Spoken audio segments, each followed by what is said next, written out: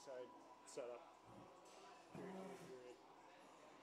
I am not sure what the issue is.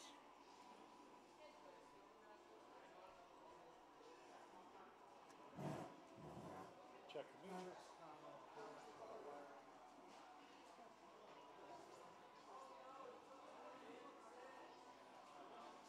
Comma, and the capture card still says no signal. Comma, and the capture card still says no signal. Period. I don't know what the issue is.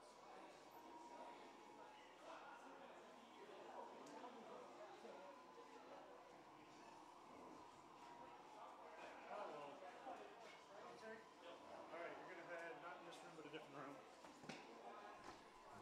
It's going to be first door. And I'll set you up with the rooms.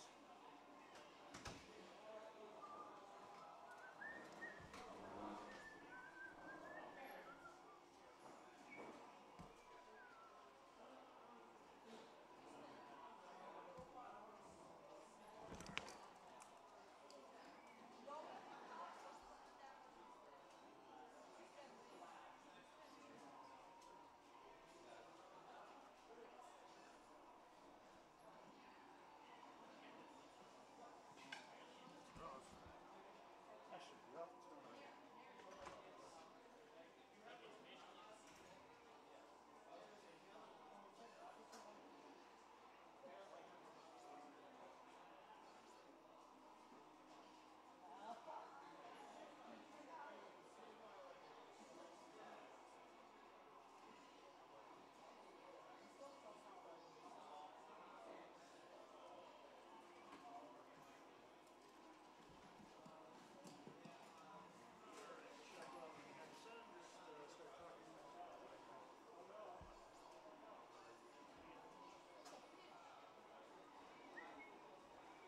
That room.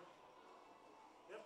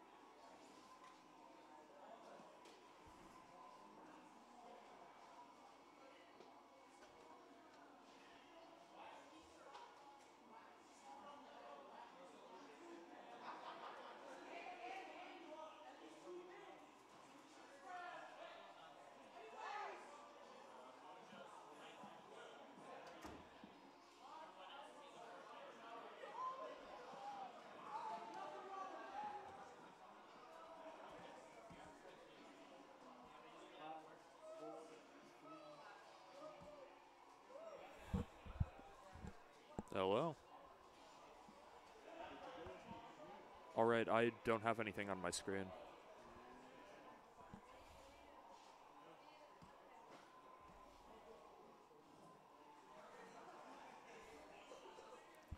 It's Aeon Streams, right? Aeon Gaming, right?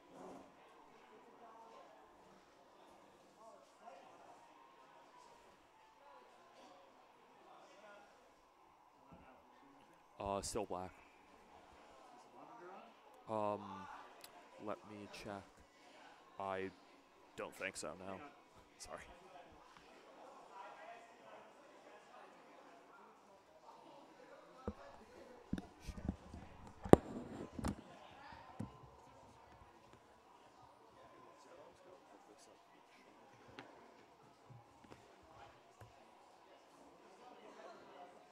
Yeah, there you go. I'll see if I can give you a real full screen.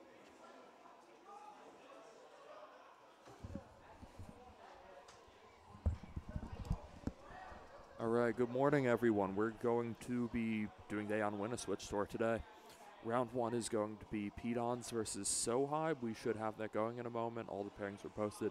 I don't remember what other games are interesting, but a lot of the strong local players are here, like Mirab, Stephen Lasso, Irving, and then some Long Island players who are probably not as well known. We've also got a Smash event going on at the same time. That'll explain that Yoshi cry. And the Smash music.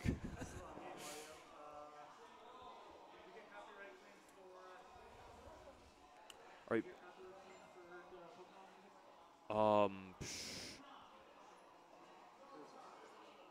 I think it should be fine. Yeah, I'm pretty sure it should be.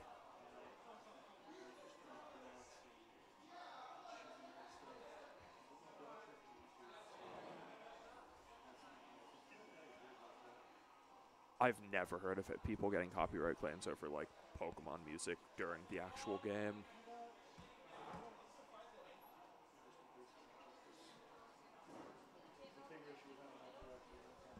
Oh, right.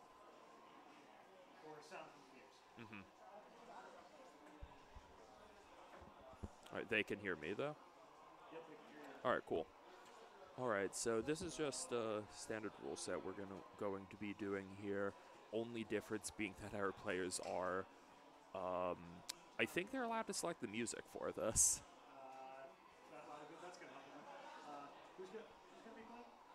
So Hive versus Patrick. So Hive is on the bottom, I guess. And then Patrick is Pitons. Capital P, the O is a 0, capital Z. Yeah. Oh, So Hive is not spelled correctly. It's SOHAIB.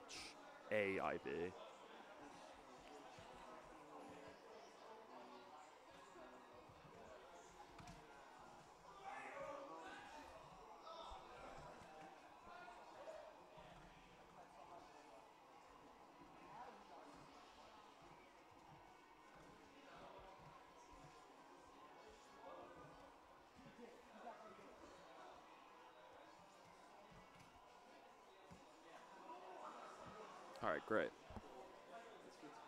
Yep. Oh, okay. Okay. So we should be heading into team preview in one moment. Patrick got top 8 at the last Aeon event. I don't think it was top 4, but I remember he lost to Tommy, who went on to win the event.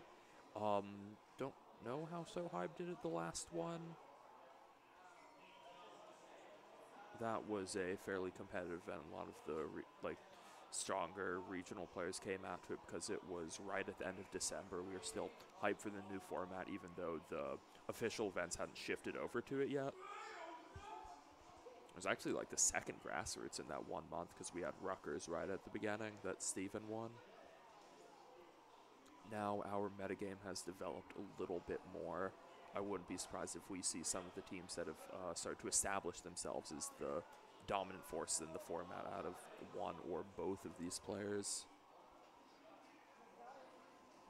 Patrick used a lot of Charizard in the last Open Dex format in 2015, and obviously that's one of like the strongest Mega Pokemon in the format, so would not be shocked to see more of that out of him. Kang players aren't as lucky. If you like Kang in 2015, I only have bad news for you. So Hive. What has So Hive been using this format? Like last year, we saw that he top-8'd Hartford with. It was really similar to Sam's Worlds team. I don't remember what changes were made to it, but I don't think it was a mirror of it.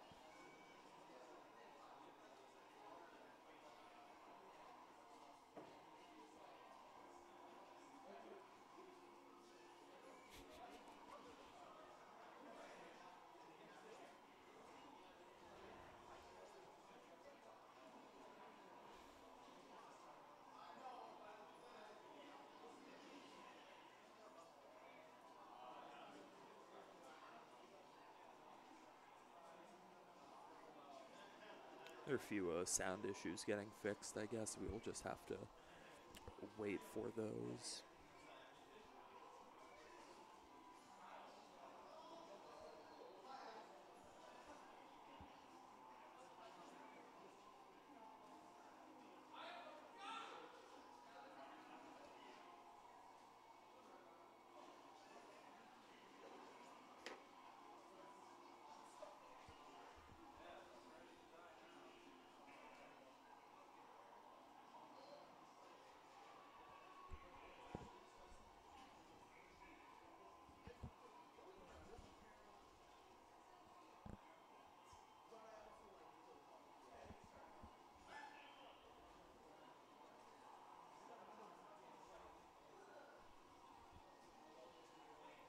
Alright, we are going to be getting into things very quickly. We see that So Hive has a team of Tapu Koko, Gothitelle, Lander, Celesteela, Snorlax, and Metagross.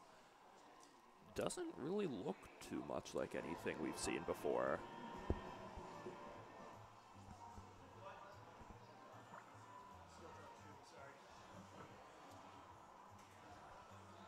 And in one moment we should be seeing what Patrick is using. Oh, that's actually Pitons' team on the bottom. Okay, so Pitons using a team of Tapu Koko, Gothitelle, Landorus, Celesteela, Snorlax, and Metagross, while So Hive has Tapu Lele, Tyranitar, Charizard, Excadrill, Amoonguss, and Zapdos. I think he did use something similar to last Aeon. Alright, so like I was saying, Patrick's team, so none of these are Pokemon that are uncommon in the format, but you generally don't see them paired together like this. I guess that's really similar to Alberto's Australia team, just Metagross over Charizard, which is a pretty drastic change. It's not one of those natural switches like, I don't know, a water type becoming a Tapu Fini or something.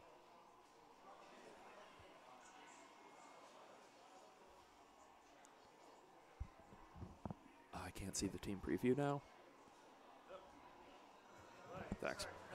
So Hive's team, a pretty interesting take on Sand, really. Like, could it be a Mega Tyranitar? It's combining two different archetypes. I know Charizard and Amoonguss Zapdos was something we saw a little bit at the start of January. Lele on Sand teams, that's not something we've seen. Like, dual weather, really. It's interesting. Both these are pretty new as teams.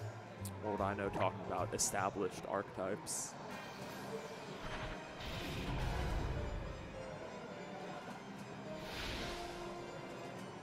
Without his own Charizard, Patrick doesn't have a way to control the weather.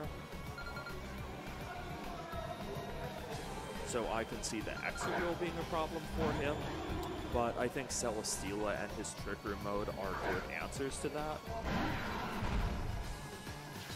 Alright, so I'm not wasting any time getting up the weather with a Tyranitar Zapdos lead against Patrick's Landorus and Gothitelle.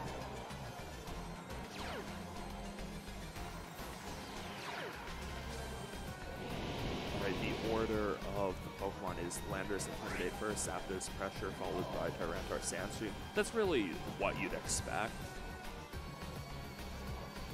But it means that Landorus doesn't have to be worried about anything like a really fast hit power Ice from the Zapdos or Scarf Ice Punch or something from the Tyranitar. It is the Pokemon in control here.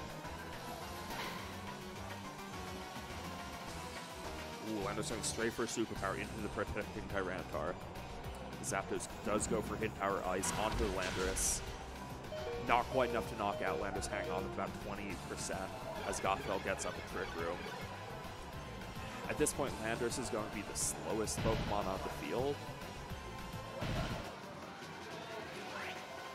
But this probably isn't too bad for Gothitelle and its friends. Like, pretty likely there's a Snorlax or a Celesteela in the back, but I don't know if they're safe to come in yet. This Landorus under immense pressure from the Pokemon on the opposing side of the field. Gothitelle is even somewhat afraid of Crunch or potential Dark Seed from Tyranitar. Though I'm not sure if either of those would be capable of knocking out in one hit since Landorus did intimidate the Tyranitar. Landorus could protect here. That wouldn't be bad, but it also wouldn't really gain Patrick any momentum. So I think the switch out is a wise play into Snorlax. Ooh, Tyranitar going for its Mega Evolution. This is going to be putting out more damage than Patrick expected this turn.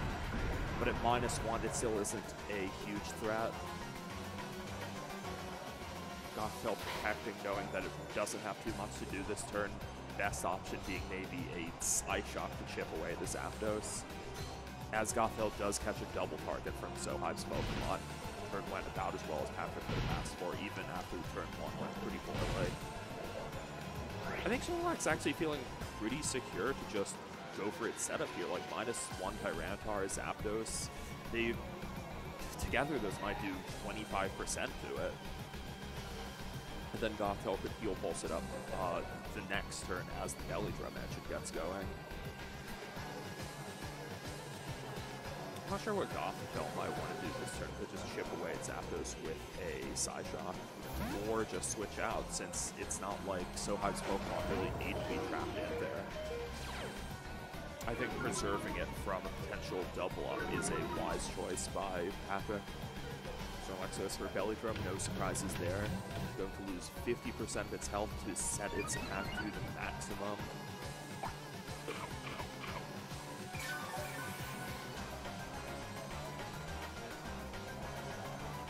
Tyranitar going for a crunch, knocking out the low health Landorus.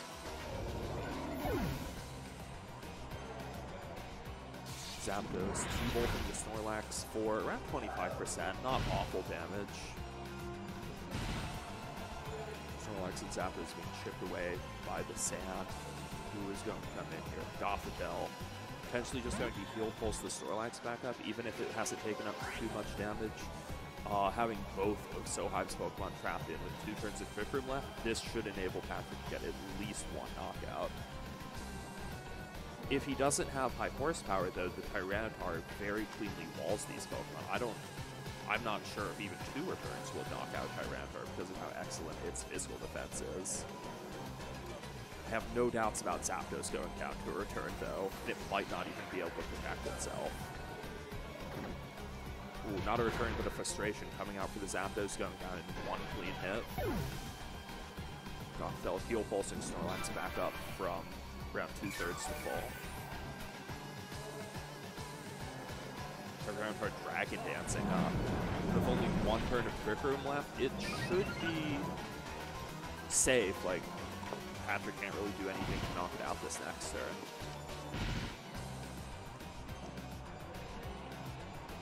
So in that case, high first card Tyranitar probably would have been the better play. Ooh, Moongus. Not the Pokemon you want to see from your opponent's side when Trick Room is up. It might be a speed tie between the Snorlax and the Amoonguss, both known for being exactly the same base speed stat and both running their minimum speed number pretty often. Tyranitar might not even need to protect here, but it probably is safest for it to do so. There's no terrain up to prevent the score from going off and putting something too bad.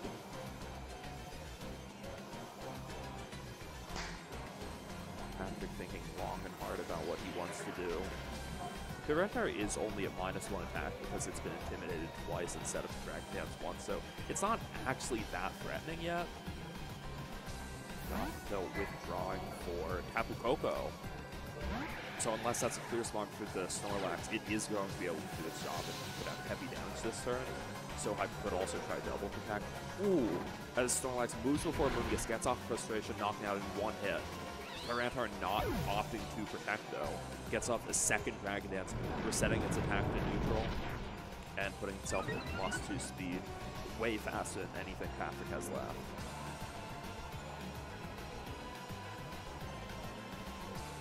What is this last Pokemon on So Hive's side going to be? Excadrill, but Sand is gone. Even though So Hive is fighting the 2 versus 3 and the Snorlax is set up, I think his Pokemon, they just have the commanding position here. Excadrill, known for running Z moves, would be able to get rid of Snorlax after Tyranitar chips away at it with this. It might be close though. Tapu Koko going to be able to move. Here comes an Electric Z. Terrain is on the field. I think Tyranitar is going to be able to take one of these, but it'll do heavy, heavy damage. Easily put it in return range for the Snorlax if it's not running high horsepower.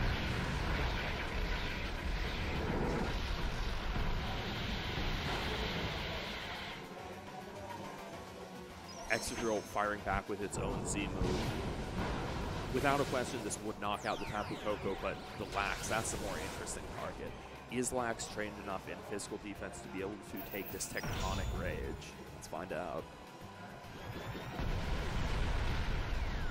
It'll be close. Like, even if this knocks out, I am somewhat confident the Snorlax would have a chance to survive. Taking it back, recycling. Getting back back above 50% HP. The game is beginning to shift in Patrick's favor, but when fighting a setup Tyranitar, you have to be careful you're not getting flinched by Rock Slide. Or the Tapu Koko could even be cleanly knocked out by this turn. Excadrill known for running Iron Head, that would be another way to just prevent the Snorlax from attacking. This is going to be a close one. So Hive taking his time on this turn. Tyranitar just punching the Snorlax. Getting it low and most importantly lowering its defense. Tapu Koko, Dazzling Gleaming. Easy knockdown Tyranitar, not much damage on Excadrill, and I'm sure Excadrill is it going for Earthquake here? Decides to Iron Head the Snorlax. Yeah, enough to knock out. An Earthquake there would have been devastating. Like, even though it risked the Tyranitar, his own Tyranitar being knocked out, because Tyranitar went down before Excadrill moved, Earthquake would have gotten the knockout off the Tapu Koko and Snorlax in one turn. Now Excadrill is fighting a 2v1 that I don't think it wants to be. Tapu Koko protecting. Let's find out if Gothel has any offensive options here. As the Protect catches the Drill Rod, meaning that there is almost certainly no Earthquake here. Excadrill taking the Psychic fairly well. No special defense drop, so it will be around a bit longer. But I think Gothitel's odds in a 1v1 between it and Excadrill are okay, if not great. Dazzling Gleam single target are going to be doing decent damage. I think Excadrill can take 2 more Psychics before going down. Drill Run knocking out Tapu Koko, no surprise there. The critical hit not doing anything. Psychic. That might just be 1 more Psychic for the Excadrill to go down. It might have been better for Pitons to get up a Trick Room there so we wouldn't have to worry about Iron Head flinches in these coming turns. If Excadrill was a Swords Dance Earthquake set, I think it might have been able to clean up the game already. Rock Sliding instead of Iron Heading, interesting, but not finding a flinch. Maybe avoiding Iron Head because he thought it would proc the Gothitel's Berry? I'm not sure. I think 2 Iron Heads there probably would have been better, but with Gothel getting up the Trick Room, the game is looking good for Pitons. Is 1 Psychic going to be enough to knock Excadrill out? Not quite. 1 last chance to get a critical hit here. I don't even think critical Rock Slide can knock Gothel out. Doesn't look like that was enough to activate Parry if that is what Gothel was holding. Excadrill going for 1 Protect. Can it get 2 more to win the game? Both players starting to run a little bit low on time, but that's not quite a factor here. If X-Hit does get both of these protects, he should win the game pretty securely with the Drill Run or Iron Head, but the odds of that are slim to none. No Protect that turn, as Psychic will lock up game 1 for Patrick.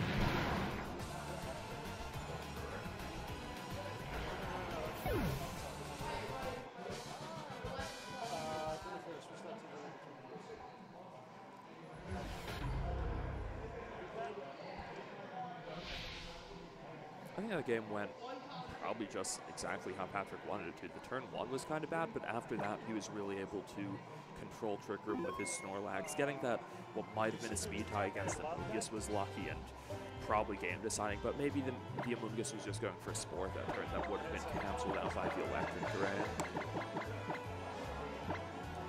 What does So Hive want to do differently here? I think getting that Amoonguss in on the field before Snorlax can get going would be good, but if there's a Gothitelle lead, you're not going to be able to position like that. He doesn't have any Pokemon of his own known for running U-turn or Volt Switch, so he can't maneuver around the same way that Patrick might be able to with a U-turn Landorus.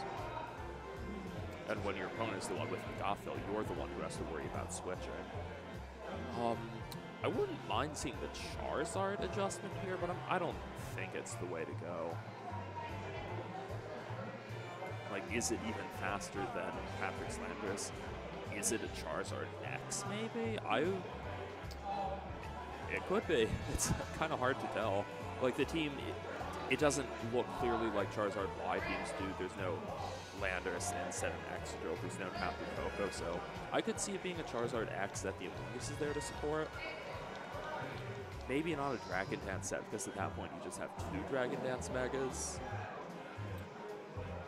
No Celesteela from Patrick is, I wouldn't say it's surprising because it is scared out by Zapdos and Charizard, but it's so good against the rest of So Hive's team.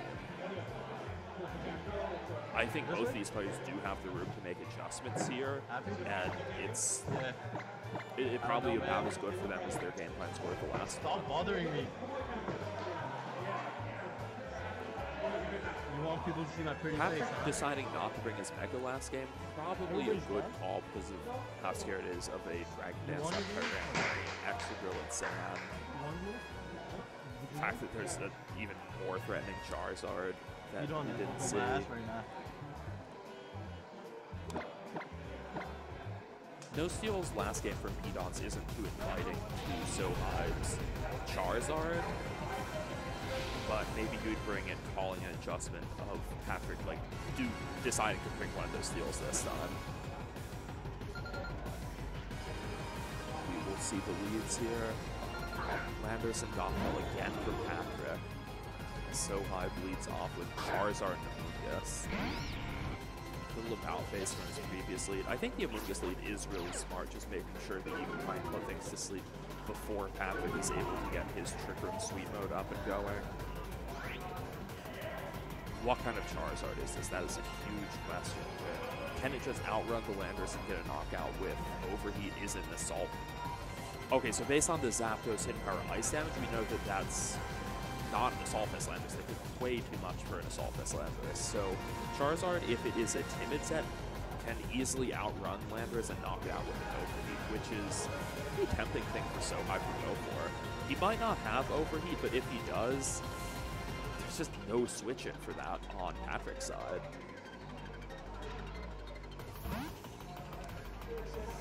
Snorlax is kind of a switch-in, but if this is an Overheat coming for that slot, it would have done 80-ish% to Snorlax. Charizard going for safer Protect. Just takes a Psychic, should do around half. Spore Time. That's a Snorlax slot going to bad. Charizard's free to start going for negative volt attacks, whether it is X or Y. Overheat probably doesn't threaten to knock out on either of these Pokemon, but something like Heat Wave into Overheat, that would probably be enough. Which knockout do you want to get at that point?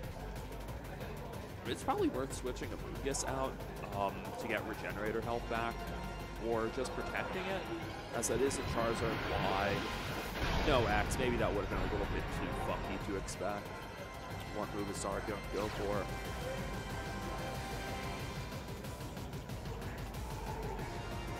Gothel protecting. As Amoonguss does the same. There's going to be a Flamethrower into this Snorlax slot. Will this proc parry? Ooh, just out of range.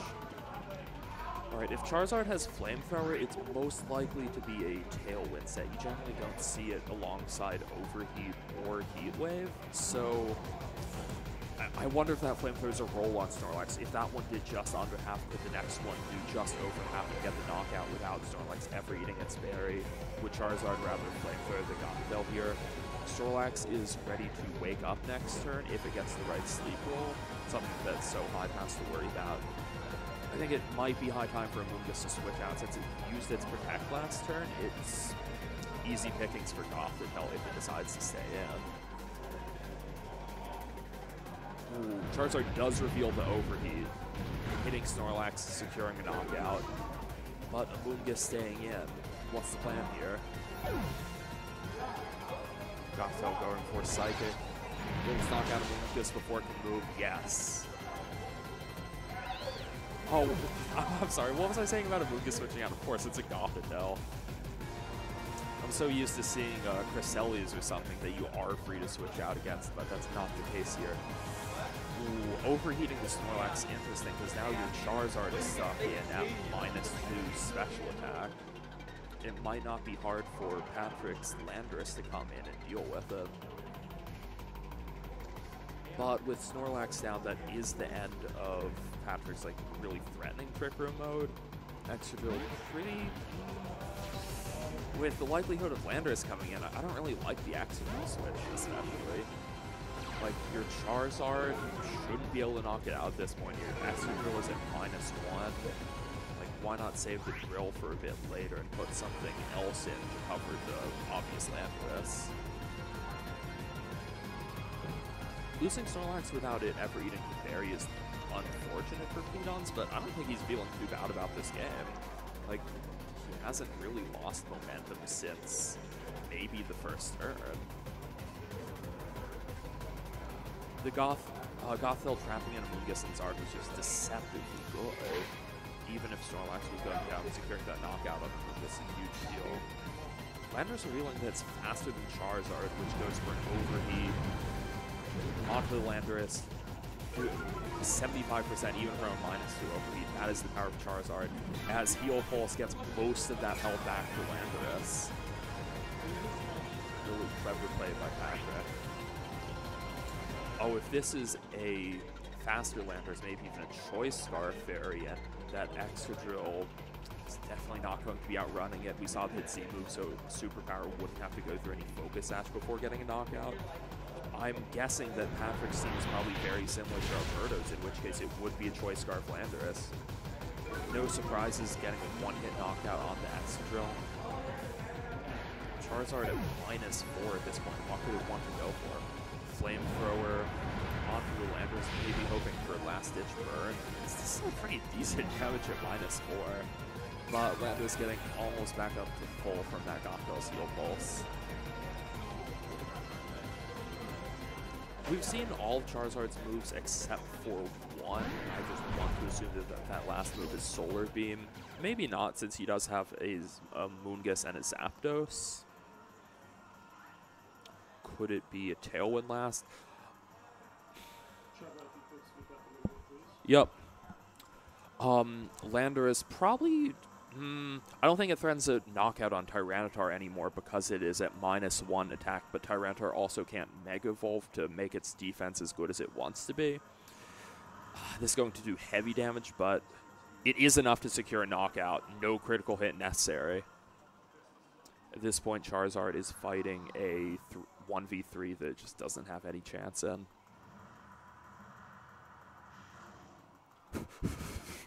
Alright, Flamethrower getting a critical hit on the Landorus, but I still don't think it's enough to matter. He would have needed that a turn earlier. Charizard would need to chain critical hits like mad to get away with the game at this point. I don't even think critical hit overheat would knock out Gothel yet because of how known for its special defense is. Ooh, Metagross from the back for Pitons. Still, Charizard can't do this. Metagross and Gothel do enough damage and take little enough. Only way So Hive can do this is by getting a chain of critical hits.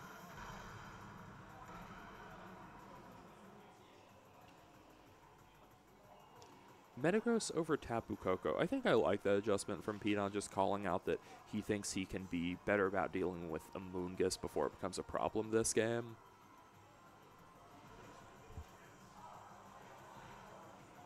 Obviously, the Amoonguss didn't end up being an issue. Maybe regretting sporing the Snorlax instead of the Gothitelle.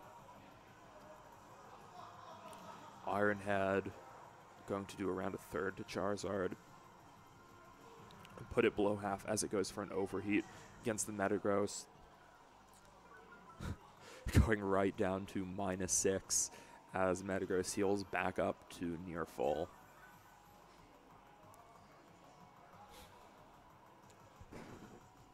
I'm not even sure if Charizard will be able to take the next Ironhead. It might be close, but I don't think it matters. Sand and the Gothel attack should secure the game. Alright, as that's a forfeit out of So Hive, Pitons winning the first round 2-0. Hear So Hive say that he feels that Patrick outplayed him. I have to agree. I think Patrick played that set really well, just using his Gothitelle to set up a commanding board position that So Hive couldn't really escape from. Of course, I forgot about the Amoongus not being able to switch out when that's just one of the most key factors of Gothitelle.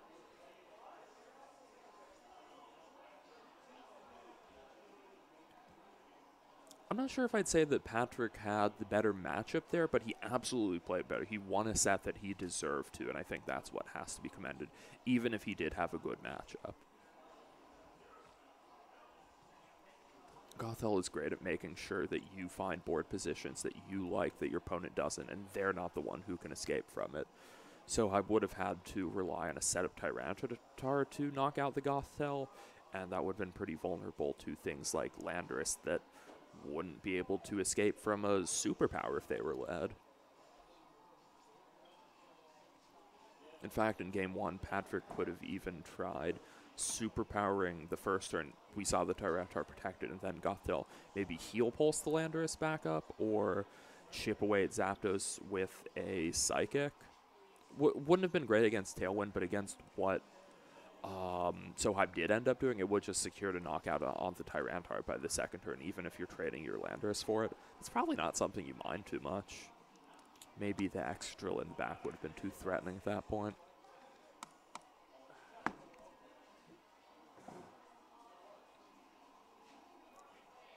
Maybe I'll have some other rounds to report to you, but some are probably just in their game 3s now, and we won't know about them until the start of next round.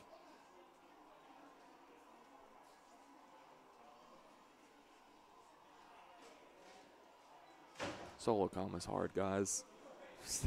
So much dead time. There's a reason there's usually 2 of us. Oh, but everyone else is playing. That's only fair.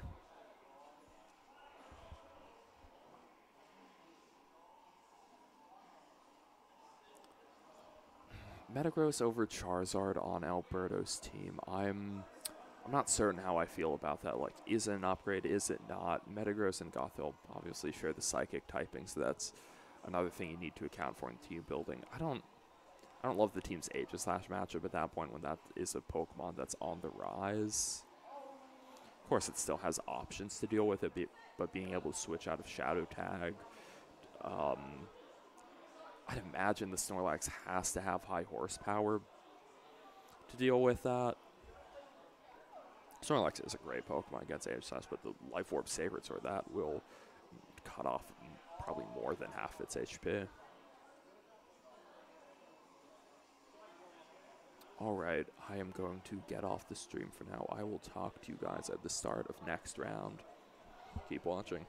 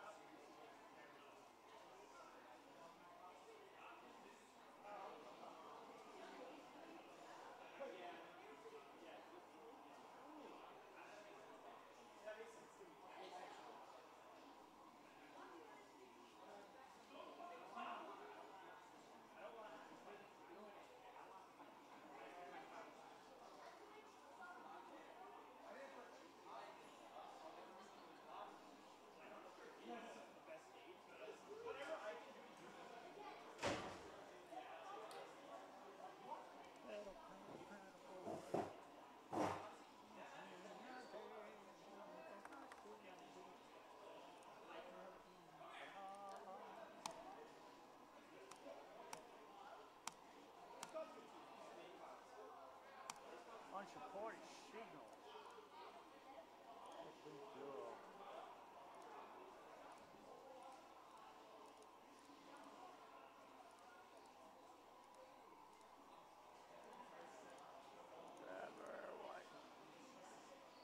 Oh shit.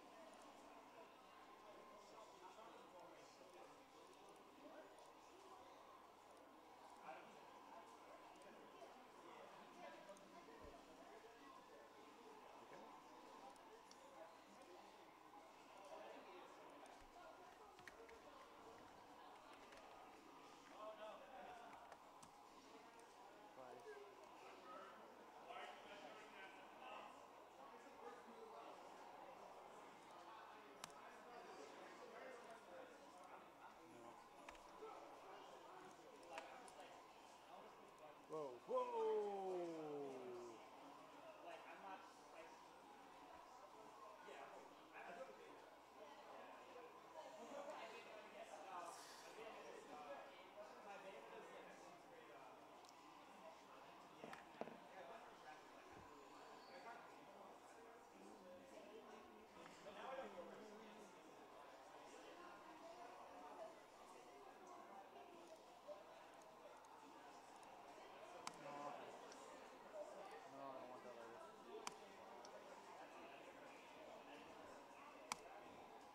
Anyway.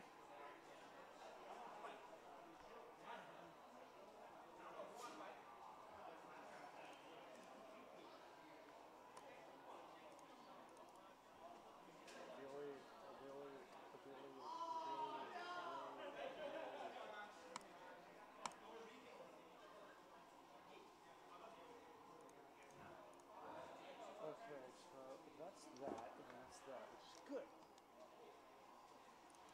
Still leaves the game cap.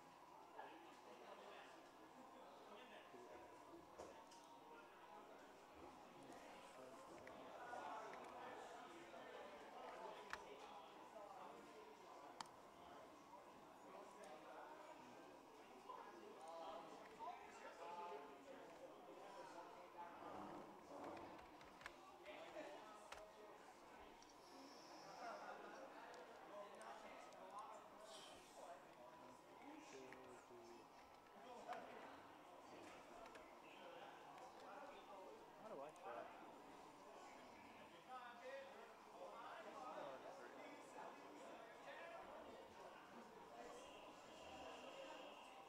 Oh, he's gone.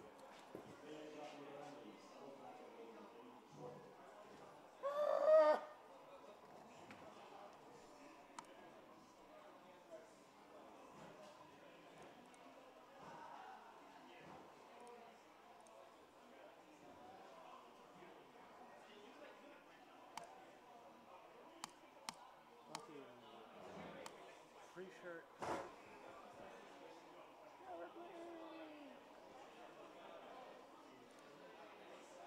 Oh.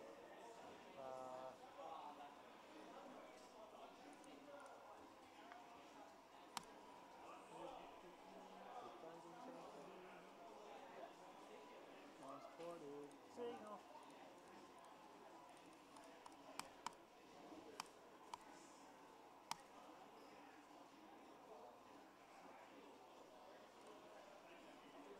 I don't know why I'm sport.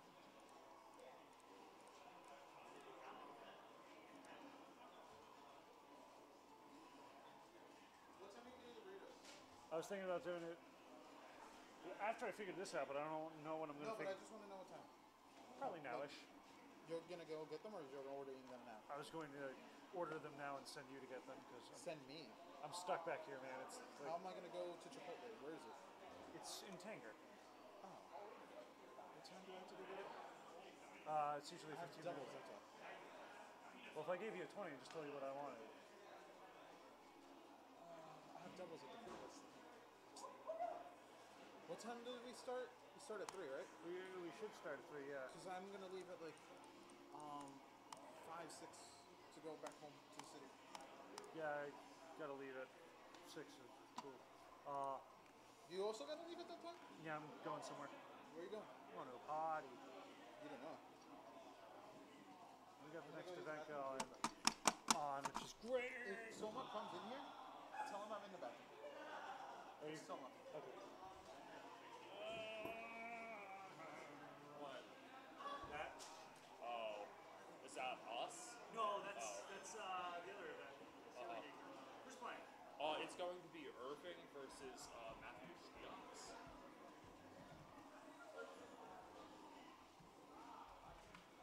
Got it. It's SCHEOX.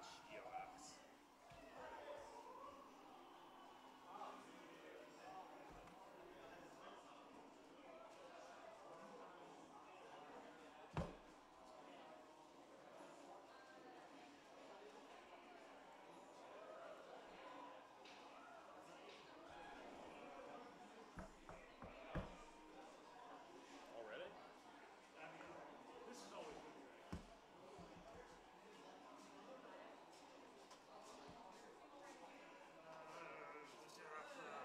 That's still not good. I gotta wait on Trevor at this point because I don't know what to do.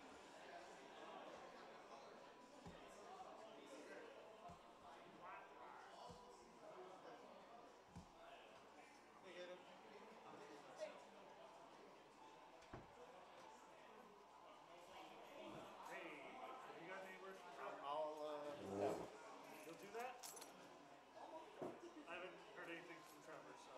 Whoa.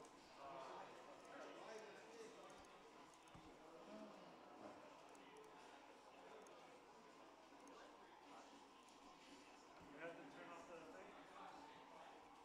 How is this input? How is this being input? Is it It's through GameCap, okay? and I checked the Street Fighter stream setup to see what that was, and that was what it was for the Street Fighter setup. So, you know.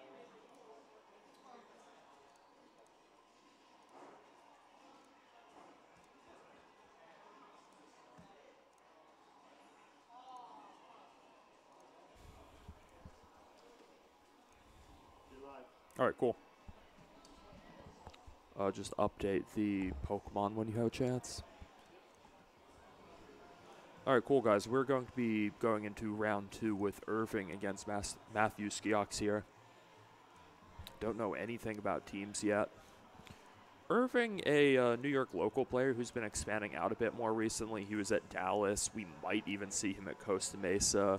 And he's been at other East Coast regionals. Done reasonably well. Still looking to make a bigger name for himself, getting that clout. I haven't heard of Matthew's name before. This might be his first event. Maybe I'm off the mark on that. Irving showing off that nice Raichu hat that you get for participating in regionals. The hats we have right now are definitely cooler than the starter ones. I don't like the starters that much.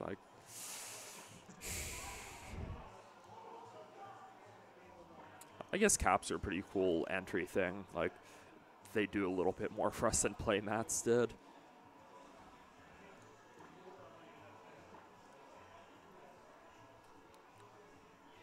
I think we saw a glimpse of Irving's team there. We had some of the same Pokemon that So Hive was using last round.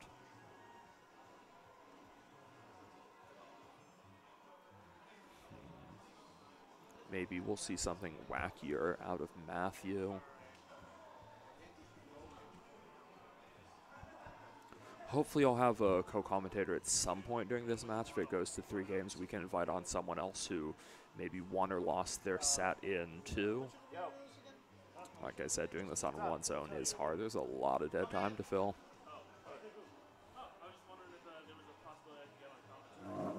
Yes, absolutely. Yeah, there's a very, very high possibility. Dude, I've got dead time now. I'll say it. There's a Shiba Inu at this event, and I'm so hyped. All right. Matthew with a team of Charizard, Zapdos, Amoonguss, Landorus, Aegislash, and Tapu Fini, while Irving has a team of Azumarill, Clefairy, Tyranitar, Excadrill, Salamence, and Thundurus Therian.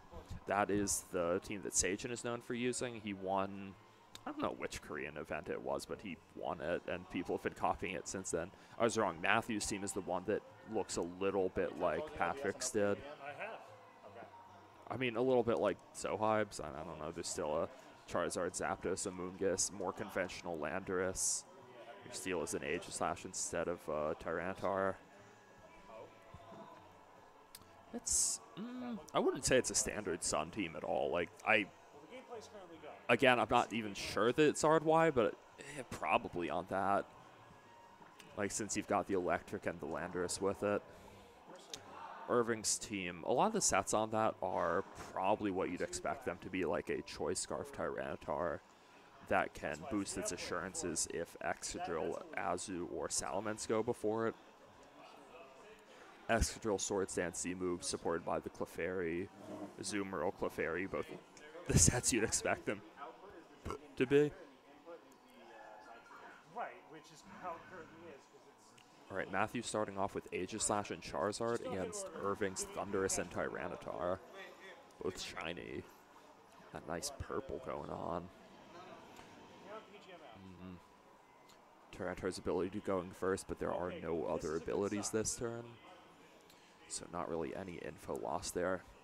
Tyranitar could be Choice Scarf. On that team, you generally assume that it is, but it could be slower. Either way, no doubts that Thundurus should be able to outrun the Charizard and the Aegislash, being slightly faster than Charizard and much faster than Aegislash. I don't think Charizard really wants to stay in here regardless of what kind it is. Even if it's protecting, I don't think it's getting a whole lot out of that. Like, why would you want to stay in against Thundurus and T-Tar? Aegislash doesn't feel great about this either, but it doesn't feel awful. Charizard going right for that Mega Evolution Y. Maybe hoping that a Wide Guard would catch a Rock Slide. Maybe just Mega Evolving for the heck of it, get rid of that Sandstream so that an Aegislash Flash Can could hit Tyranitar a bit harder. Ooh. Assurance into Aegislash, but that's only going to be a 60 base power move since nothing else went before it. Thunderbolt following up on the Aegislash. Getting a knockout. Revealing the Life Orb. It's a really commanding first turn for Irving. I have to apologize, the players' names are in the wrong places. Irving is not the one on the bottom. Matthew is the one on the bottom. Landorus, not an awful switch in here.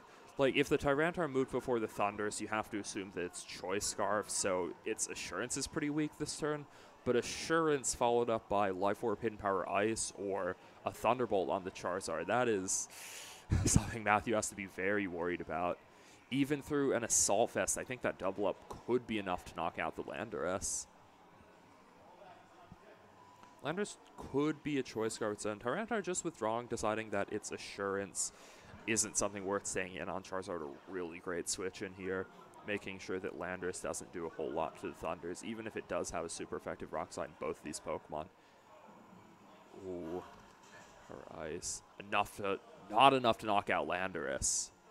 Very close. Charizard going for a Heat Wave. Is that enough to knock out Thundurus in one? Yes. And do almost half to the Salamence despite being not very effective. Single target Rock Slide. Going to big damage on the Salamence. Not quite enough to knock it out. But if Tyranitar does come back in to put up the sand, that would be a knockout on the Salamence to his own weather. I wonder what kind of Landorus that is. Right now I'm guessing that's just... Ooh, that's probably Assault Vest, maybe without much bulk, like Jolly Assault Vest. Because if it wasn't Assault Vest, I think that hit would have just been able to knock it out. Thundurus is not a Pokemon that you want to mess around with. Can Tyranitar win this game just by clicking Rock Slide a few times? I think that might be the case. Like, what could... I don't think Hapu Finney's just going to stop a Rock Slide win here. Irving has another Pokemon in the back that is probably enough to deal with the Finney. Tyranitar moving first, going for a Rock Slide as Salamence doesn't decide to Mega Evolve. I can't think why it wouldn't. Just going for a raw Tailwind. I mean, I guess if you're Tailwinding, it kind of doesn't matter. Maybe it's just a flex. Ooh, if that's an Azumarill, though, Irving's options against this Finny aren't quite as solid as he wants. Oh, but it turns out to be Excadrill. Not happy about the sun coming up.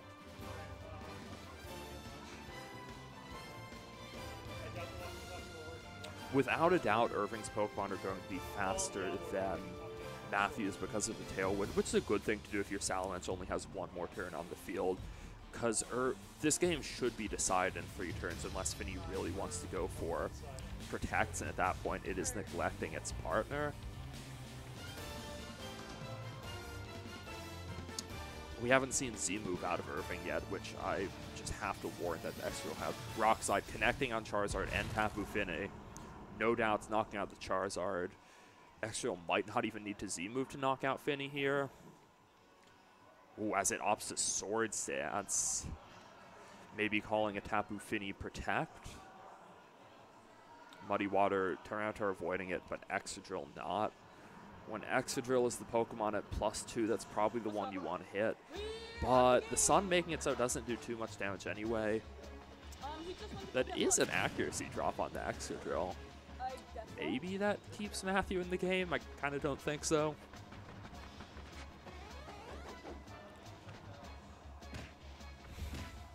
As long as things don't go horribly wrong for Irving.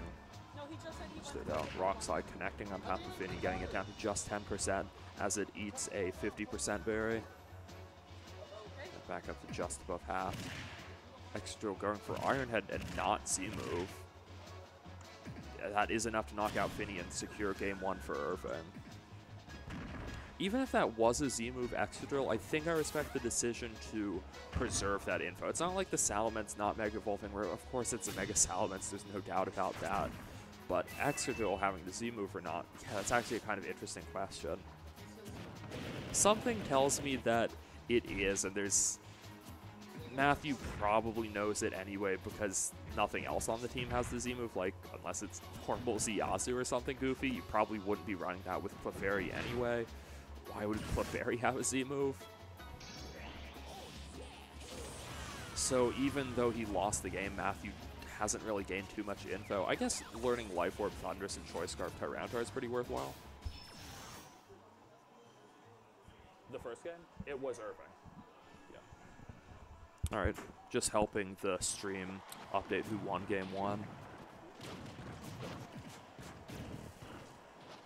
Going into game 2, what does Matthew want to do? I think Irving can pretty safely bring the same Pokemon he did last game, but maybe in a different order. Locking in very quickly. Maybe he doesn't see a need to do that. I do like the Tyranitar Thundurus lead out of him a lot. It just puts... It's huge for board positioning. Matthew doesn't have anything that's truly happy to see those two, aside from maybe a Moongus. I think a Moongus would be a pretty good bring for him. Like, it's really solid against Irving's team outside of the Salamence.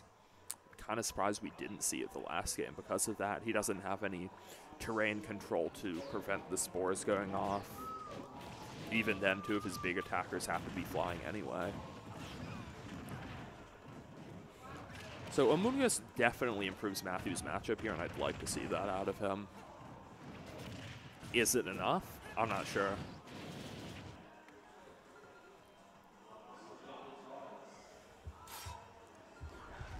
Zapdos and Tapu Fini lead. Is that a Misty Seed Zapdos? Salamence Excadrill this time. Interesting. Excadrill without a T-Tar by its side. I don't know how much I dig it. I think Landorus would have been a pretty rewarding lead for Matthew here, and Irving opened himself up to that. It's not an awful lead for him by any means.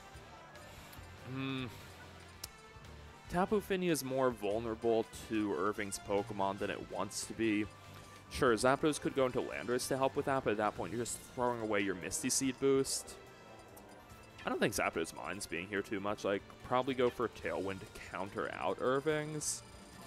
But Irving's Pokemon might just be faster here anyway. Salamence Mega Evolving. We didn't see it last game, but I don't think this should be shocking anyone. I don't know how to run Pokemon Trade either. Excadrill being the one to protect. Probably expecting a Fini Muddy Water. Salamence just going for a Tailwind.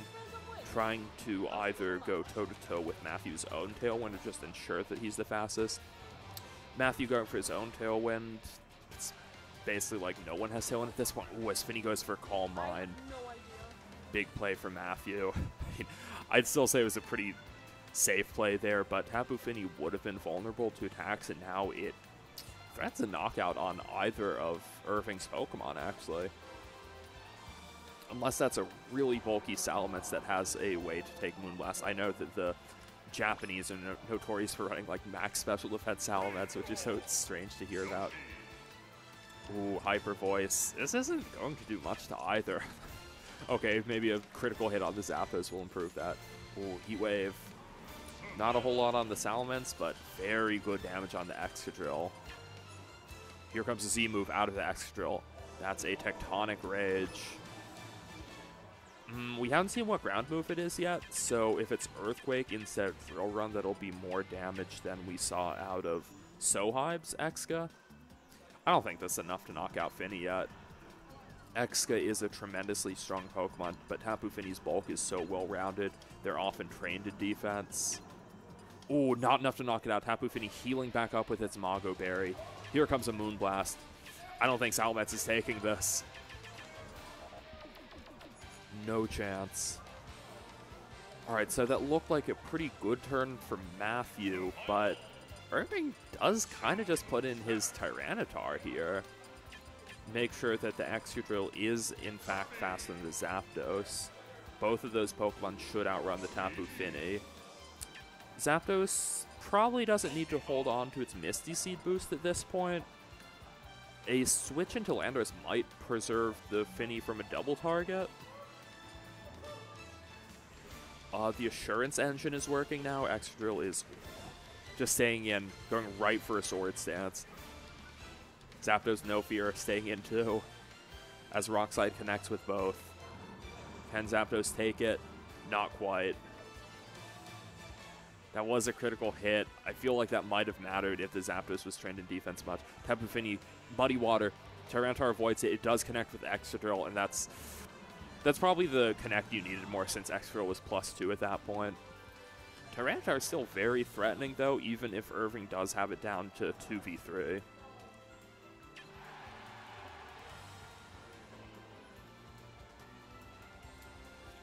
What could that last Pokemon be? Ooh, is that Thundurus? That would be pretty bad news for Matthew. Okay, Landorus coming out for Matthew. Decent switch in. I don't know if... I think Tapu Fini barely takes a Rock Slide at this point, but I don't think it threatens a knockout on either of Irving's Pokemon yet because of how good Tyranitar's special defense is in Sandstorm and the fact that it's not hitting Thundurus 4 super effective. A double up with Rock Slide and Hidden Power Ice would definitely knock out the Landorus, and I am thinking it's a faster Assault Vest set, so Rock Slide, Hidden Power Ice going to move before it would knock out that question.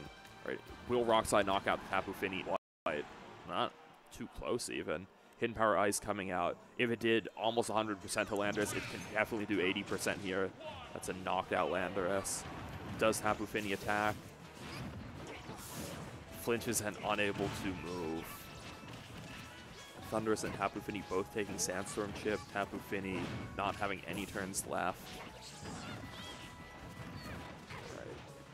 Matthew's last Pokemon is a Charizard. He can Mega Evolve to prevent the Sand from knocking out Tapu Fini, but if Rock Slide connects with both targets here, that'll be a secure game for Irving. I don't know why we didn't see a Moongus out of Matthew. I can't say I'm too happy to see that. Since he got the KO on Salamence early in the game, Rock Slide connects with both. Charizard not even Mega Evolving, which is a little odd. Alright, and that'll just secure the game for Irving. Really clean win.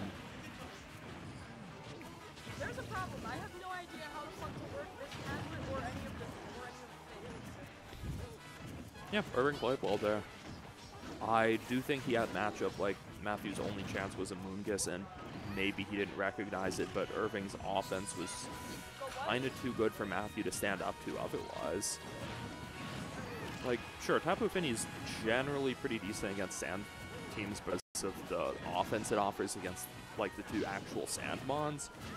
But it's just slowly going to take damage from them. Thunder's a really cool addition on that. It doesn't need Karina or anything to knock out Finny with Life Orb Thunderbolt. The Tyranitar is a huge Pokemon for Irving. It just allowed him to secure both games. Irving at 2-0. I don't know if we're doing 4 or 5 rounds of Swiss here, or top 4, top 8 cut. Not too much else to say about that as we return to Festival Plaza. What other? Okay, Angel was playing against Steven Lasso this round. That was a cool game. That was my first thought to stream, but I think this was also a good thing to put on. Irving is doing well in this tournament, and we got to see him highlight a cool team.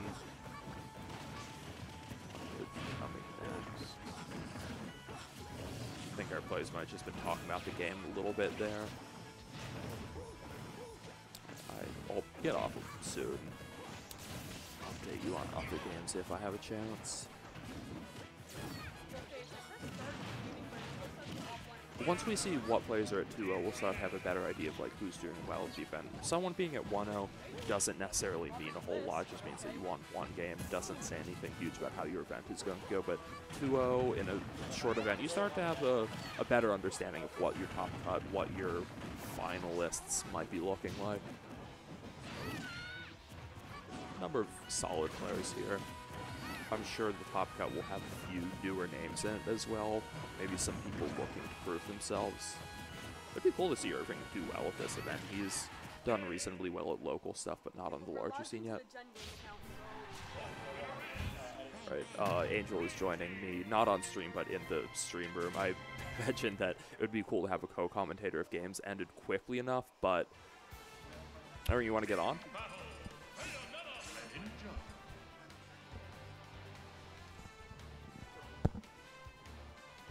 All right, we have our stream winner here, Irving VGC.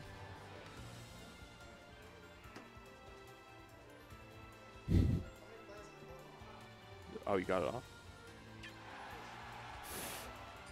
Boy, your headphones aren't good enough. You need these. All right, how do you feel about that? That matchup was like really hard. I just have. Like, what do you mean? Well, like, okay. You're like, joking. No, I'm being so honest because, like, I have, like, to really touch the stage with that team. Like, I had, like, first round, like, I didn't even know he was going to lead off with that. So, like, my play was, like, he just sets up Tailwind and then just, like, do, like, Anger Slash. What do you mean you have nothing to hit Age Slash? Like, Excadrill is so good against it.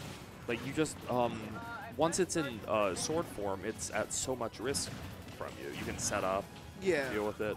Like, I'm sure Wide Guard is annoying. That's something that I really would have liked to see out of Matthew. Nah, yeah, and, like, that's game one. I wanted the information. That's why I, Yo, I love the double on Age Slash. Like, there's no way Charizard really wants to attack there. Yeah, like, so, like, I wanted to bait it out. That's why I went for the, Insurance, but Thunderbolt play. Because I know that, Life Orb, it does kill. Yeah. Slash. And I thought that was, like, really, like, cool. Like game one was like really convincing. I thought he was gonna like make the comeback. Yeah. Game two, like it was just like more like since I knew like when he was gonna lead, I just like I thought would have been a good enough lead. Yeah. I didn't love the Excadrill lead, but it did end up being decent there. Yeah. I just needed up Tailwind just to win the game and one flinch to win the game. So like overall, I think the scene was like really solid. Oh, totally. There's a reason it's been so widely copied recently. Yeah. Like I think the trend's like really good, but there's a little like couple of techs that I'm playing on the team. Yeah. You gotta know how to change things up even when you make them. Like the team I did well at regionals with. Of course, it's a 6 that I got from someone else that was very popular in ladder, but you gotta customize things to make it work for you. It's just like a really strong team. I think. Absolutely. Shout out to Sajin for the team because I asked him for the pace as well. He gave it to me. And then I put like my own little spin on the team that I thought was really good. Maybe we'll see it a bit later in stream. Oh yeah. Hopefully, I just need to win like 2 times. I really. Are we doing 4 rounds or 5 rounds? 4 rounds. Okay. I'm just like really hungry for the win because like even though like it's still New York, it's still really hard. So you told me earlier that if you win this event, you think you want to go to Costa Mesa. Yeah. That's a really big thing to put on the table. It's just something because like I test like almost like 8 hours a day, and like I want like my like performance to go well. Yeah. And like so like that's just something. Are we gonna see you at Charlotte anyway? Yeah. Okay. I'll be at cool. Charlotte. Probably Virginia. It's just like I think in international. Yeah, we gotta get the car ride down to Virginia. Yeah. again. Oh yes. We have to get the Roma ride again. Like I'm just like, hopefully like, I just want to perform well. This is just 2 rounds. I don't want to beat myself up.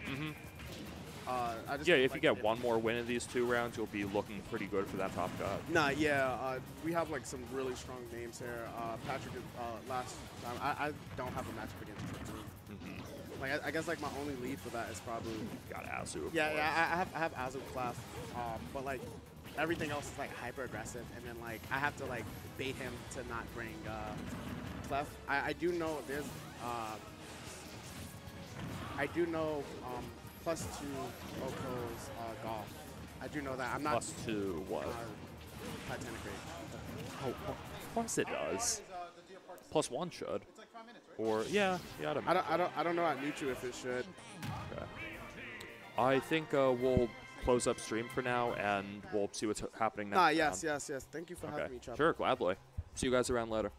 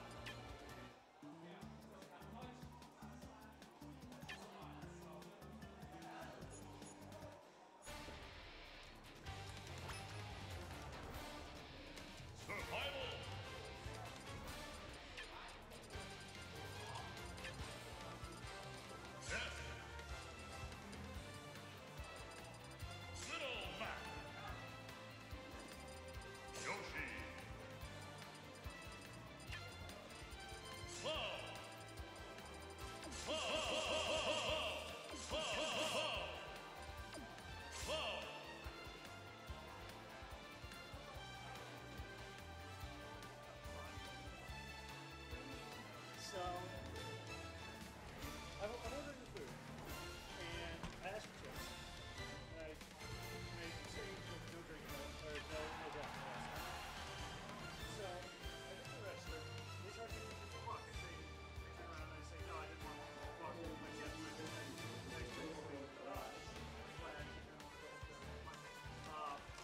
So, they didn't charge me for the Glock, but then, they gave me the Glock anyway.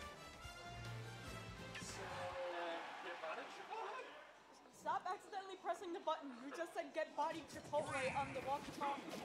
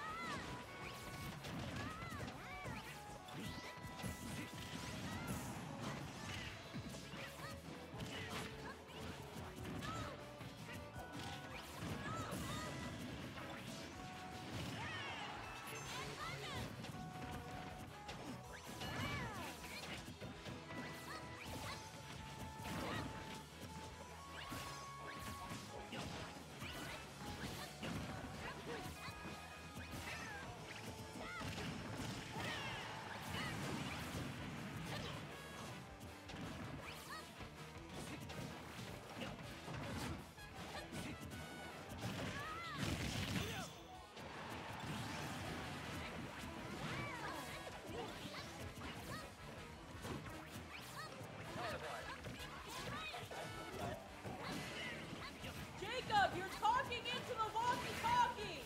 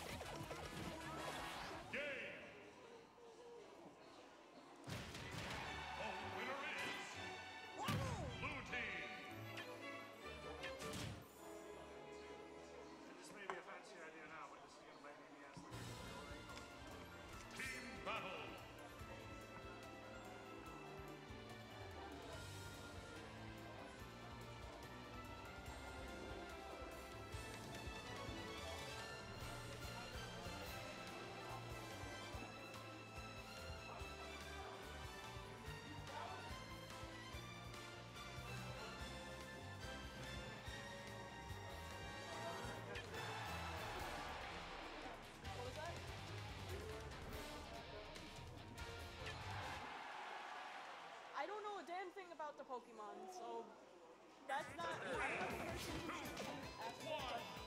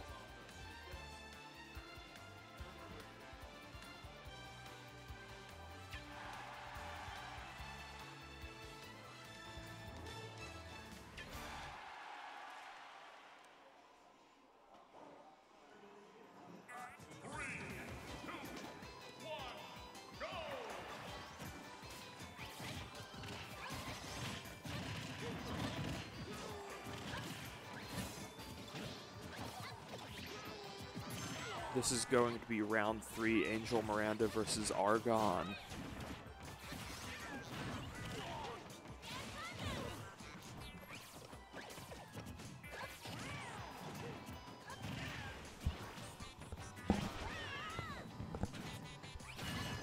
Ooh, nice classic Pikachu path. When did that collection come out? I remember people were really hyped for those. Pokemon has released some nice merchandise in the past few years. Ooh. Let me just tweet this out.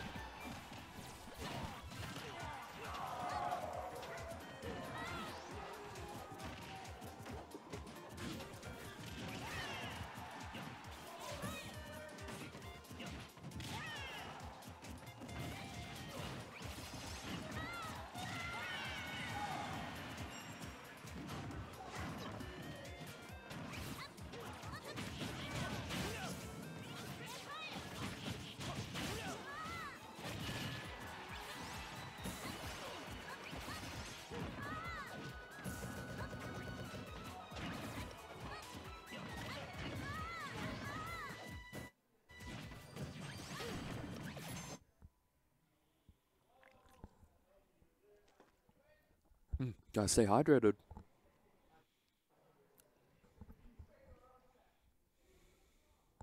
I can't see the stream.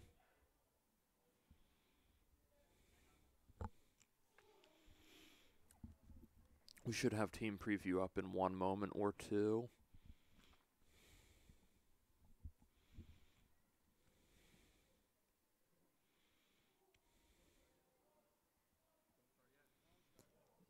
Just taking 1 moment to make sure things are going well.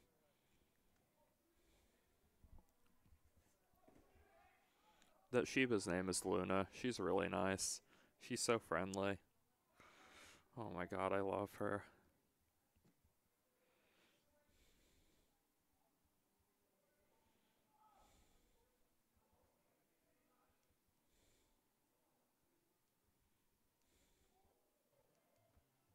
Ah, here we are. Alright, that's Angel with the team of Charizard, Cresselia, Snorlax, Landorus, Togedemaru, and Tapu Fini. Argons I didn't catch all of. Ooh, I'm hearing a lot of that smash noise. I'd like to hear a little bit less of that smash noise. Dude, I don't know what's going on with them. There's nothing that exciting happening like when I was just out before this round came up. Alright, Angel leading Charizard Togedemaru against Argon's Kartana Moongus. That's not really the kind of lead you want to see against a Charizard. Maybe there's a hard call about seeing a more defensive lead involving a Landorus, but I am not sure how Argon can get anything out of this turn. He has to escape the turn with as many Pokemon alive as he can. That's not going to be easy to do. As Kartana and Mucus both decide to stay in, I think Charizard has evil plans for them. Alright. Togedemaru can get off a fake out and ensure that probably a Moongus doesn't even get to attack. Ooh, Kartana. Heat Wave.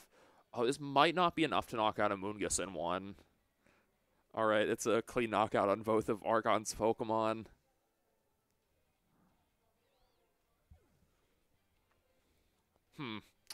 Interesting. I'm not sure what the plan here is.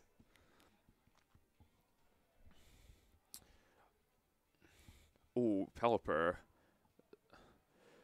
I do like that Argon kept these Pokemon at the back. Like, you don't want to lead off Pelipper against Charizard because it can switch up the weather on you right away.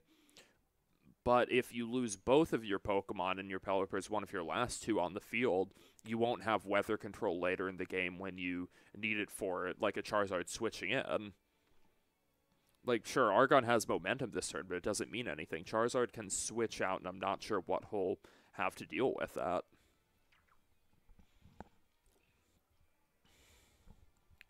I do kind of like the piece of Argon's team we've seen so far. Like, it totally seems reasonable. I'm just not sure what he was going for with turn 1.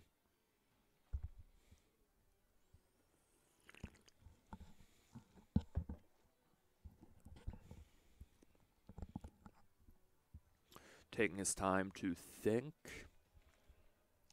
If Togedemaru's Focus Sash, it would even be able to move before the Pelipper and threaten a one-hit knockout with a Zing Zap barring Focus Sash or something. Togedemaru, Swampert not Mega Evolving, and Togedemaru just gets off Super Fang on Pelipper, probably implying that there's no Zing Zap. So Waterfall onto Togedemaru. Ooh, would have been a clean knockout with critical hit had it not been for the Focus Sash.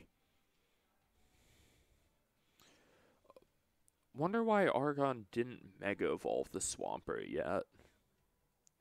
Oh, so by not Mega Evolving, he's holding on to his... Alright, so even if Charizard comes in this turn and resets the weather, if Swampert Mega Evolves, it'll keep the Rain boost and be able to move before... Like, it'll have Swift Swim for one turn even though Sun happens to be up. I'm not sure if that means very much, though. Super Fang cutting Swampert in half. Pelipper wisely protecting. Ooh, Rock Slide. So he has some options against that Charizard. But now Angel knows not to risk it on a switch in, which it was smart of him not to do in the first place. Like, switching in against Rock Slide really could throw the game. Why hasn't Swampert Mega Evolved yet? Is it a Mega Swampert? I can only imagine.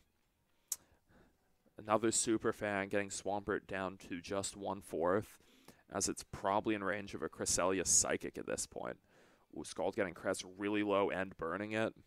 Cress moving before Swampert, but Psyching the Pelipper. Enough for a knockout.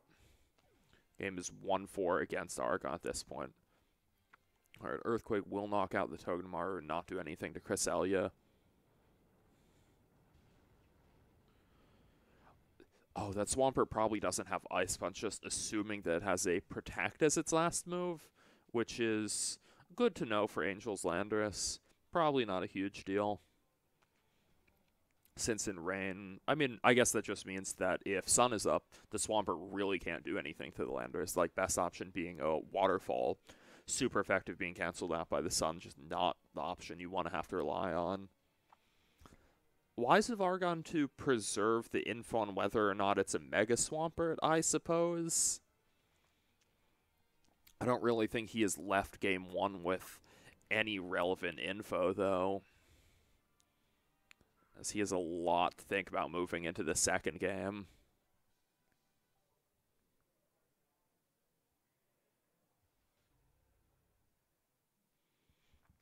Does Angel need to change anything up? I don't really think so. Like, we could see a different lead, but starting off with Charizard was so rewarding there. Argon might not feel comfortable dealing with Charizard just coming right out like that. One of the things about being able to preserve your weather for after you Mega Evolve is that it makes leading the Pokemon easier. Like, okay, I lead my Charizard into Tyranitar, that's scary, but if they're not Mega, I can Mega Evolve myself and reset the weather. It's just an important thing about saving the weather. It also means you don't get it as instantly. You rely on the Mega Evolution to set up the weather, or just as a regular ability once you have Mega'd already. Alright, as we see that Argon has a team of Swampert, Tapu Fini, Pelipper, Kartana, Aegislash, and Amoonguss. I don't know if there's a Charizard matchup to speak of here. Like, Rock Slide is an important tech on that Swampert, I'm sure, but I don't think it is really enough to save him from Charizard here.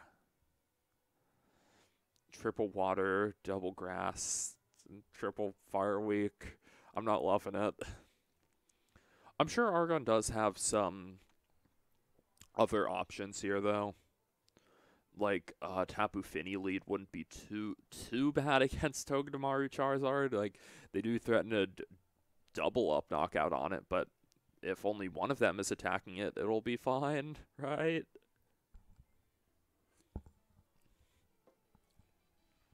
think Argon's best option is preserving his weather a little bit longer, but also not letting his Pokemon go down too much in the meantime. Like, the double knockout at the start of last game was brutal for him. Alright, Togedemaru, Charizard from Angel again. Argon starting off with Aegislash Finny. Okay, I definitely like this a bit more. Aegislash having Wide Guard could be an enormous deal here. I don't remember whether the team Angel is using is known for Tailwind Zard or not. If it is, I guess if it's Heat Wave, maybe not. But if it's a Heat Wave Zard that also has Tailwind, it probably doesn't have any way to hit the Aegislash if it's just spamming Wide Guard. So I definitely like these changes from Argon. Neither Pokemon we saw last game, so we don't know anything about their movesets either. Charizard doesn't have to be too afraid here, but if a Wide Guard comes out, it's not getting too much versus the Aegislash, who can fire back with stuff like Ghost Z-move. Heavy damage, if not a knockout. Tapu Fini takes attack somewhat well, but a double up with Super Fang and Solar Beam would definitely be enough to get rid of it. Charizard Mega Evolving. No shocker here. You just want to get that Sun up because you're staring down at Tapu Fini. Togedemaru could... It's probably just going to go for the Fini this turn. Like, either with a Fake Out or a Super Fang. There's not much question. Ooh, Heat Wave. I think Aegislash could probably take one of these. Alright. Not quite enough to knock it out. Aegislash switching into Sword form. What's it going to be? Shadow Ball. Alright. Heavy damage against Togedemaru. Not enough for a knockout, but basically breaking that Focus Sash. That's not a bad turn. And if this Togedemaru doesn't have Zigzap, it can actually finish off the Aegislash, even if it's only at 5% remaining. Tapu Fini is a little bit more worried, though. Solar Beam almost certainly being enough to knock it out from that range. As Charizard just switches out into Cresselia, this could be a good turn for Argon if he plays it aggressively. Togedemaru spiky shielding. Aegislash reverting into shield form, worried about a Heat Wave. What's Tapu Fini going to go for?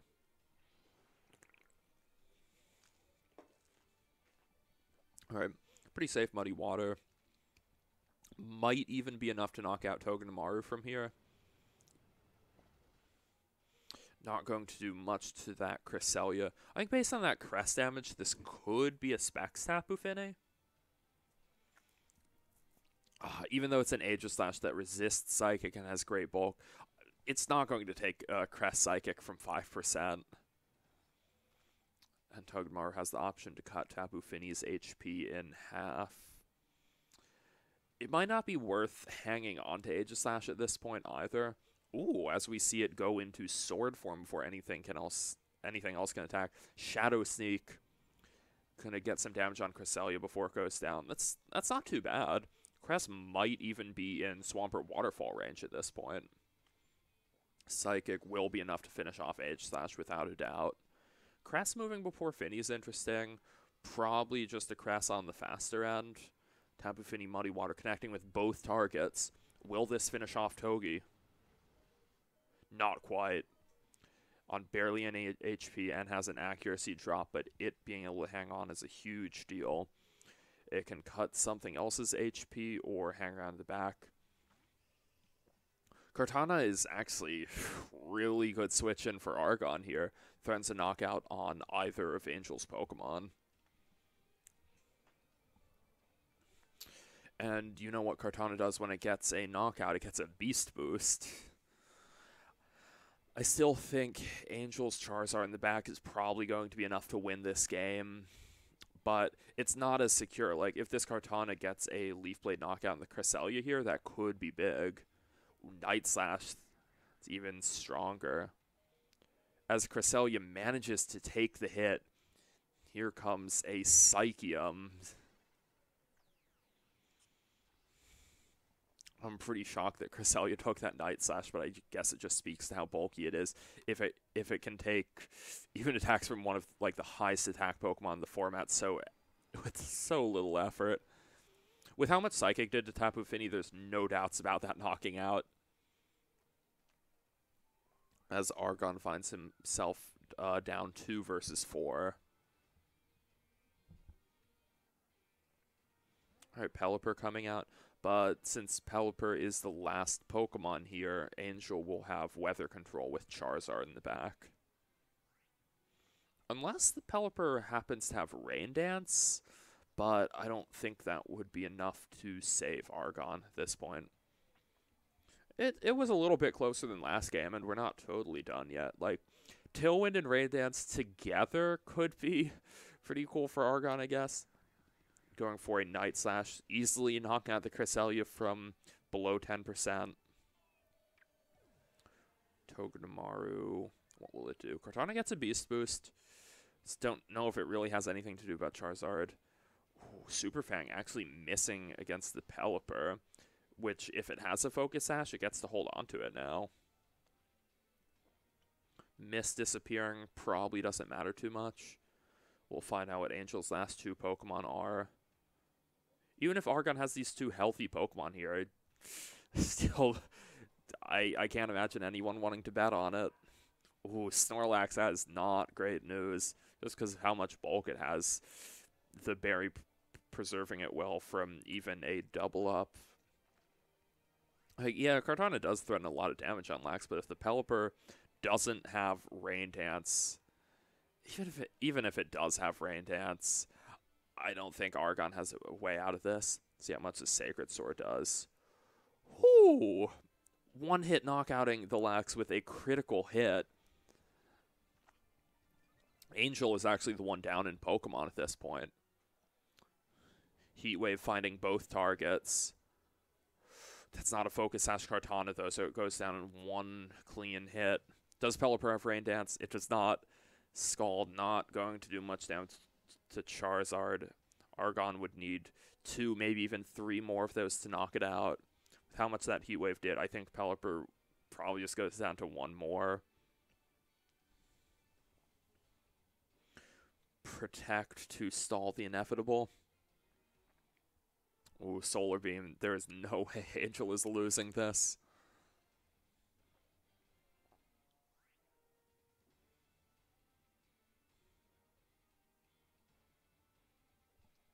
Solar Beam, Charizard powering up, preparing to take on this Pelipper. Solar Beam connecting. That will be enough to knock out the Pelipper.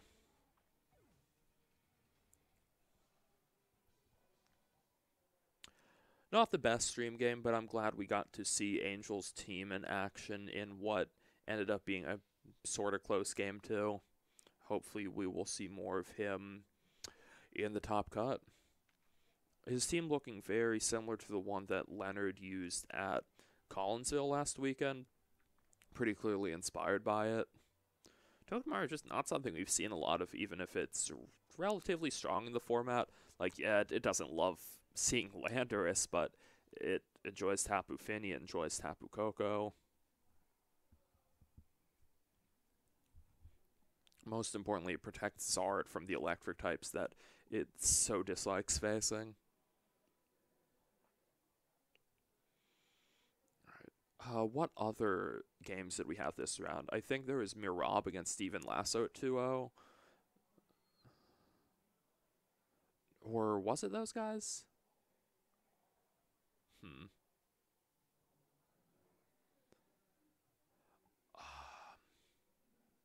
I think it might have been Irving against one of those. Oh, Irving against Mirab, I think it was. That was something I was tempted to stream, but I figured I'd rather have on Angel while we can.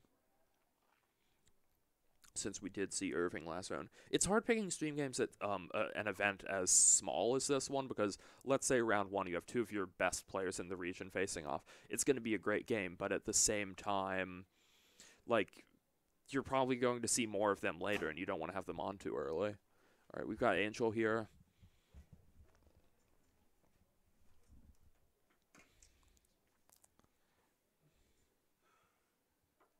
What's up? How you feel? That was a set, I guess. Yeah. He led Kartana Mungus. Oh, Yeah. Kartana Mungus into the Charizard. Does it sound fine? Yeah. All right, yeah.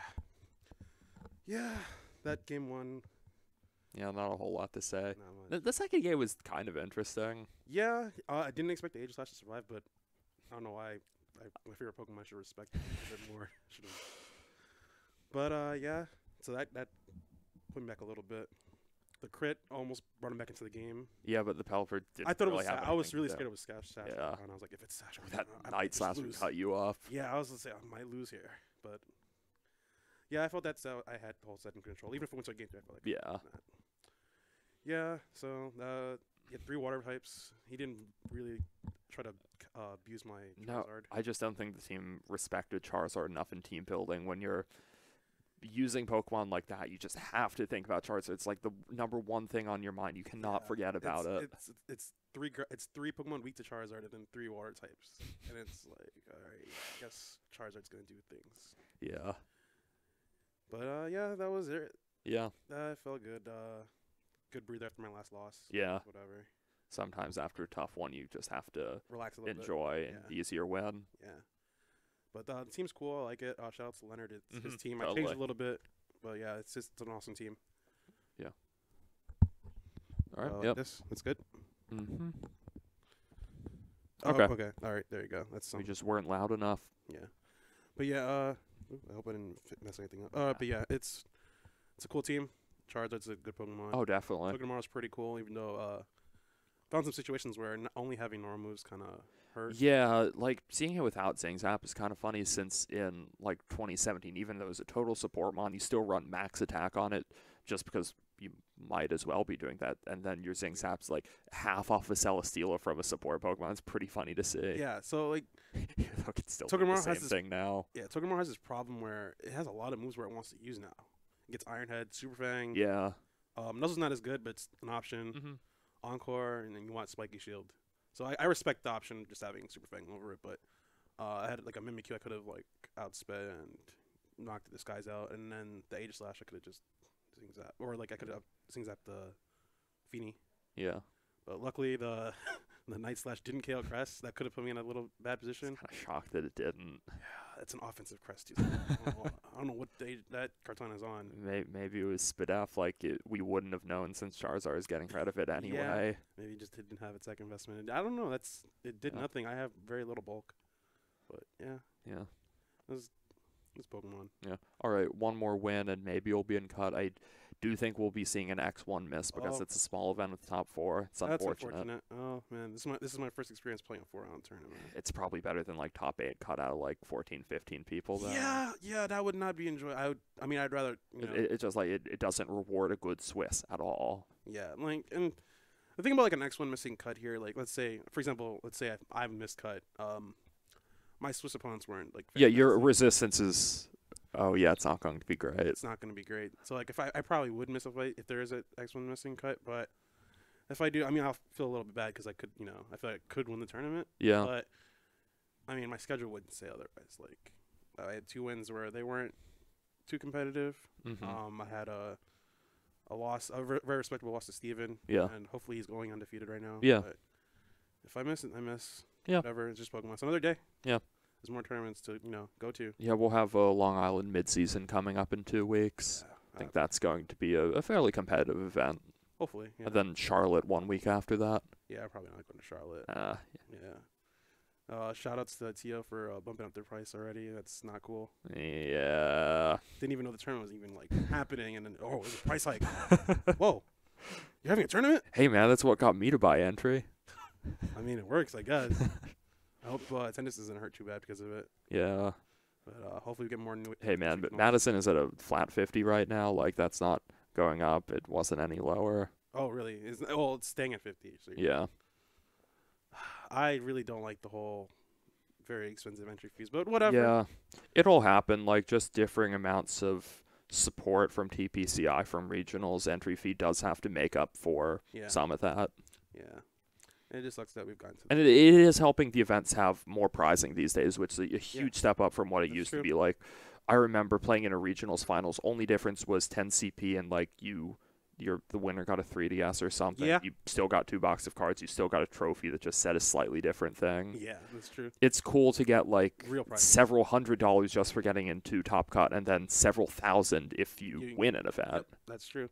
Hopefully, we get more attendance. Like guys watching at the stream, you show up to these regionals because our regionals haven't had that many players. You know, they've had No. 200. Not what we'd like to see. Oh yeah, and Collinsville is just under 200. yeah, kind so of like, unfortunate. we'd want more players. So if you guys watching stream haven't been to an event, show up to like your local Premier Challenge, your mid-season showdowns. Yeah. Mid-seasons are a huge deal for points. Like even if Yeah. you're not doing too well, if you, on points, Yeah. if you show up to your mid-seasons, just able to dominate your local scene, go to regionals, you're still Yeah. doing fine for worlds. Yeah, and like if you just want to get your feet wet, just show up to anything. Yeah. Hang out with the community, get to play the game. I've seen some new faces here. I mean, Oh, I totally. haven't been to this location before, but seen some new faces getting into the game. Hopefully they stick to the Yeah. VGC circuit. Like Yeah. this event's actually sanctioned today. It's cool that That's pretty cool. it's probably some people's first official event. You'd call this official, right? Like even If though it's it's sanctioned, sanctioned, but not. yeah. Yeah. Yeah. So that's good. So if you guys watching at home, just Yeah. come on, show up.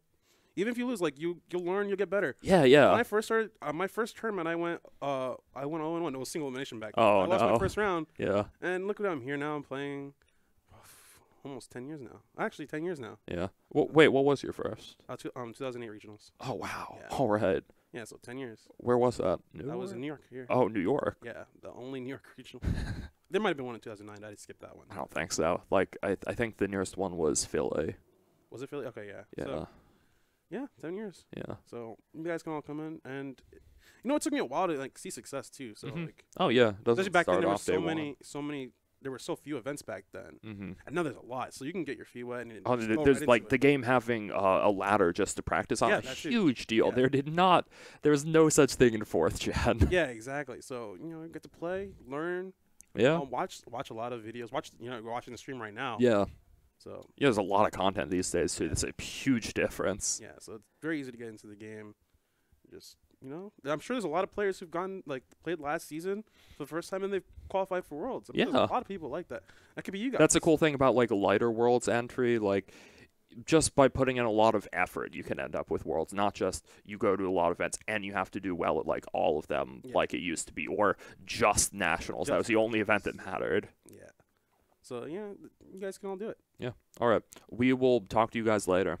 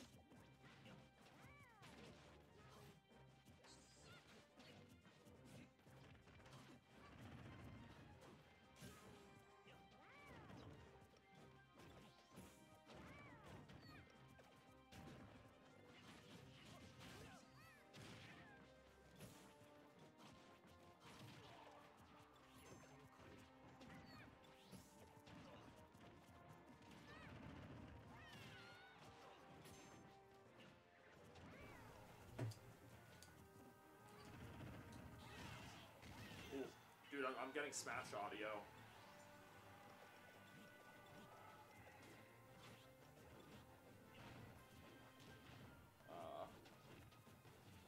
Hey guys, we're going to be going live with Mirab against So Hive in a moment.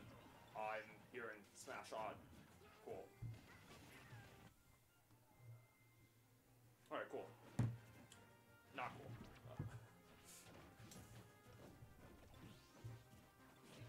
Alright, cool. Alright, great. Okay, so we've got So Hive against Mirab on for this final round. We saw So Hive on earlier. He lost to Patrick. Don't think we've seen Mirab yet.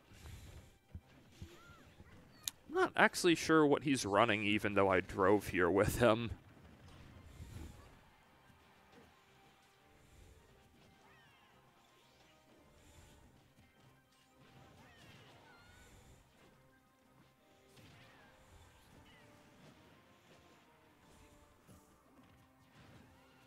I was tweeting it out.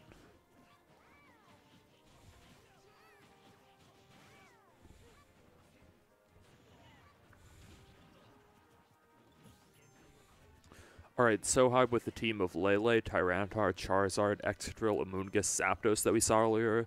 Mirab with Kangaskhan, Latias, Volcarona, Landorus, Tapu Fini, Aegislash. I'm wrong, Mirab did tell me a little bit about this in the car ride. It's pretty similar to stuff he's been running for a long time. Like, he's been at the Latias train since December, even, realizing that there's some unexplored potential in that Pokemon that we saw exposed just a little bit later. Also holding on to Kangaskhan, not a Pokemon we've seen a ton of, so I'm pretty excited to see it come out for once.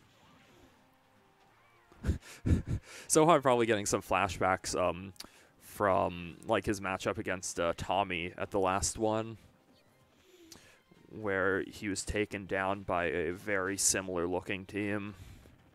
Like, very similar looking.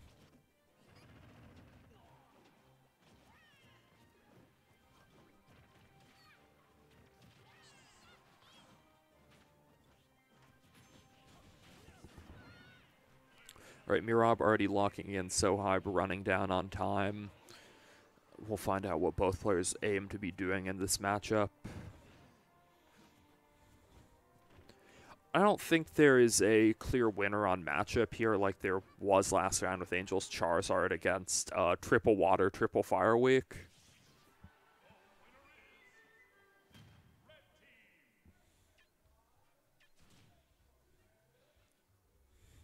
I'm not actually sure what theme this is. It's really nice. Oh. Alright, Charizard, a Amoonguss lead from So Hive. Mirab responding with Kangaskhan, Latias. Both of these feel like very safe leads. Fake Out plus a bulky Pokemon with Latias, there's not a whole lot that can go wrong. And Charizard and Amoonguss just ensures that Charizard can get off its strong attacks while Amoonguss takes the opponent's attacks.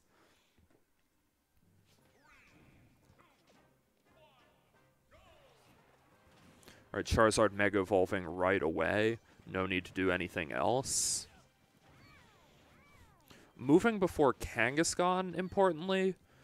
Charizard is faster than Kangaskhan by default, but I guess that means that it's not an especially fast Kang and an especially slow Zard. But once they've Mega Evolved, both of them are base 100 speed, so Kangaskhan could actually be faster after having Mega Evolved. Fake Out going first onto Amoonguss, not doing a whole lot. Latias moving before Charizard, no shocker. Tailwind seems pretty safe there, maybe trying to catch a Tailwind from Charizard. Charizard going for Solar Beam before anything else. That's a bit surprising. Onto the Kangaskhan slot. Interesting. I'm not sure, like, if I would have wanted to go Finny there. I guess it would be a pretty good way to catch a Fire Move from Zard or a Spore from Amoonguss. But Fire Move, and it would have just been more rewarding there. Charizard plus Amoonguss still reasonably good here, as I don't think, like, one attack from Mirab shouldn't be enough to knock out the Amoonguss, and that means a lot to So Hive because Charizard can respond with whatever it wants to. Side Strike. This will do heavy damage, though. Ooh, doesn't get Amoonguss below 1/4. Will one Ice Punch be enough to knock it out? That is the case. Moongus goes down without showing us a berry or anything. Charizard Flamethrower into the Kang slot. That should be enough to knock out. Alright. Mirab is the one with Tailwind up, and this Latias does wall out Charizard pretty convincingly. Its Psyshock probably capable of doing just under half to Charizard, as Landorus is Rock Slide capable of doing a lot more than that. Latias would enjoy the Psychic Terrain that this Lele is going to provide, but it's floating, doesn't have anything to get out of it. Landorus moving before Lele doesn't mean anything there because the Landorus is the one with Tailwind. I think Lele's the... Like, Lele might actually threaten to knock out on both of Mirab's Pokemon. If it's not an Assault Vest Landorus, or if it's, like, Life Orb Moonblast for Latias. But Charizard's still pretty concerning. But if it's an Assault Vest Landorus, Tapu Lele is definitely the thing you have to worry about knocking out here. Mirab has the speed control. He can potentially KO either of So Hive's Pokemon before they can move this turn. Definitely have to give momentum to him. 2 turns left of Tailwind is nothing to scoff at. Latias actually deciding to withdraw into Finny. Make sure Tapu Lele doesn't actually put out too much damage here. I'm expecting a Rock Slide from Landorus. Ooh, Rock Tomb. Maybe even better, just knocking out Charizard in one big hit. Tapu Lele responding with a Psychic, but without Terrain, this is not going to do a whole lot. Even with Life Orb, it is not even doing half to that Landorus. Implying that that is almost certainly Assault Vest Landorus with a respectable amount of Special Bulk, too. Not a great looking game for So Hive at this point. Not only does Mirab have another turn of Tailwind, but he is also up a Pokemon. Landorus and Tapu Fini have a lot of offense to offer against these. Like, if that's a superpower Landorus, the Tyranitar is just forced to protect it. Can't do anything else. Latias in the back isn't actually too good for Mirab. I don't think it offers a whole lot. Like, it can really only chip either of what So Hive has at this point. Tyranitar does catch a superpower with its Protect. As Tapu Fini gets up a Calm Mind, great way to use a turn that I'm sure So Hive was considering double protecting on. Moonblast into Landorus. This might be enough to knock out. It gets close, but no cigar. Sandstorm just going to chip away at the 2 Tapus on the field. I'd have to imagine that Lele is faster than Landorus at this point, so it can prevent that from attacking and allow Tyranitar to do something. Tyranitar going for a Dragon Dance could actually keep So Hive in the game here. Because it would be faster than Latias and Tapu Fini at that point. Who's this Moonblast going for? That's going to be Tapu Lele. Not enough to knock it out. That's not even within 1 turn of sand damage. That's a huge deal. I think So Hive might have found his way back into the game.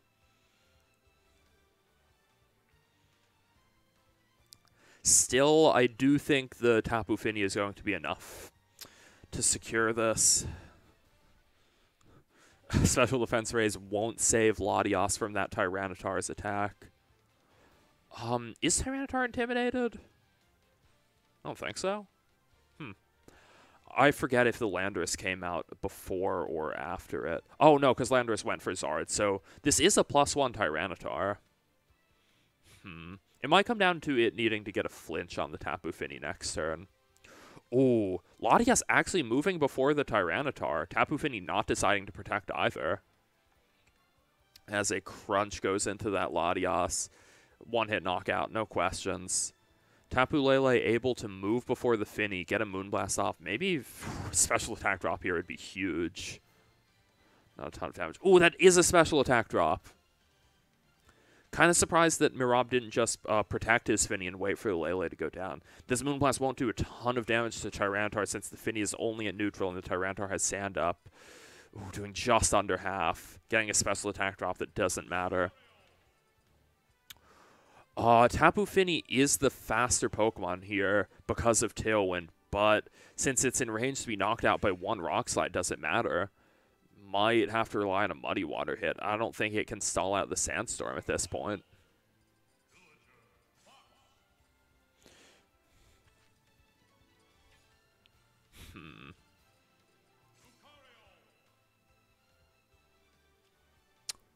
Alright, just going to go right for Moonblast, maybe see if it can get a more generous roll than last turn or find a crit. Not enough to knock out Tyranitar. Will this Rock Slide finish off the Finny? It's going to be close. That is enough to knock out the Finny. Winning game 1 for So Hive. Mirab really had such command of that game from the start, but maybe losing his Kang, like just trading it for the Amoonguss, wasn't good enough to deal with Tyranitar at the end of the day.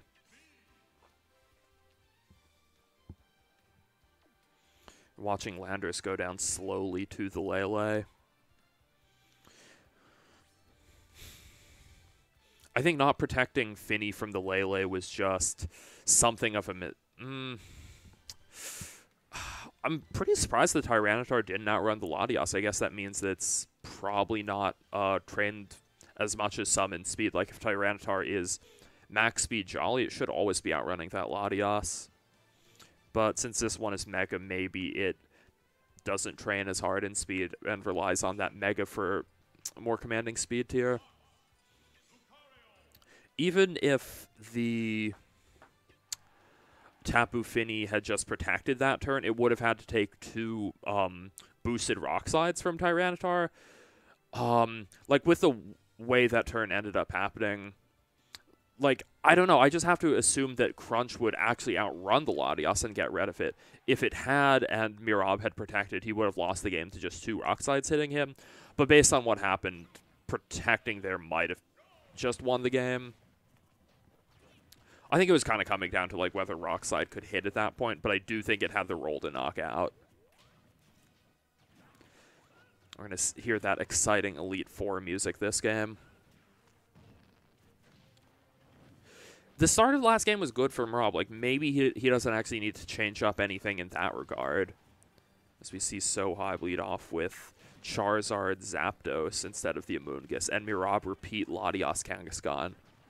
I think that's fine for Mirab. Like, not a whole lot is going to go wrong for him on turn 1. If Charizard has Flamethrower, it's... yeah, probably a Tailwind version.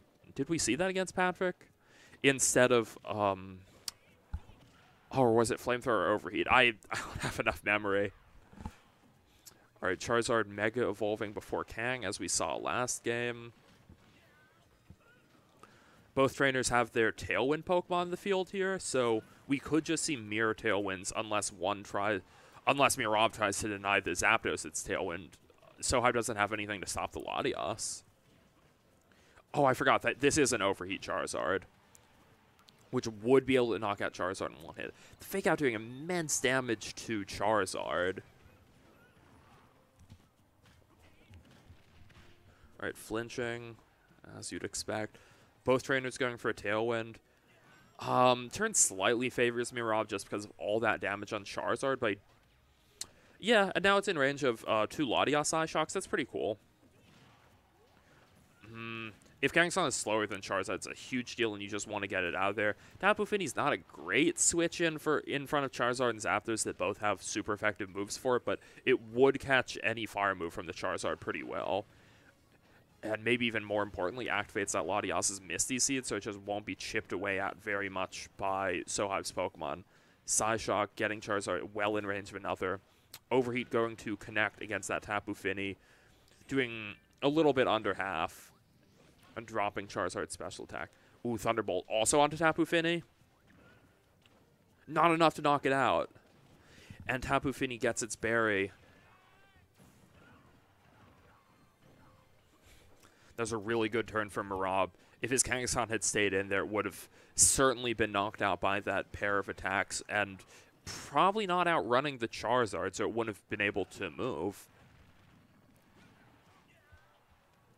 Latias has very commanding field position here, especially since Charizard might just want to switch out.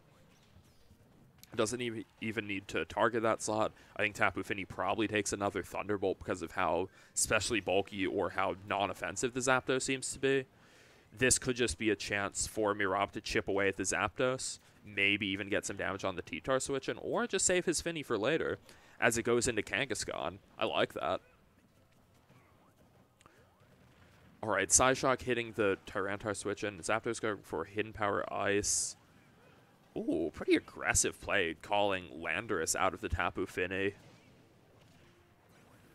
I don't mind it too much. Like, Tapu Fini staying in there might not have made much sense. It just doesn't offer a ton against the Zapdos. You can save it for terrain control later in the game. But Kang in front of, like, this is really good positioning for Mirab by now. With Kangaskhan threatening the Tyranitar with a low kick, that Latias just gets to stay on the field, not afraid of anything. Or switch out, maybe deciding it doesn't have a whole lot to offer. Landorus coming in for it. It's not like it has... Well, it did have the Misty Seed boost that kind of wanted to keep it on the field, but in front of Zapdos, you don't even need the boost too much. Double Edge on the Tyranitar slot instead of a low kick. Not doing a whole lot. Thunderbolt should do away about half of that Kangaskhan's health as Tyranitar crunches the Latias switch in. Not doing a whole lot to the Landorus. I'm really surprised Mirab didn't just try a low kick on the Tyranitar there.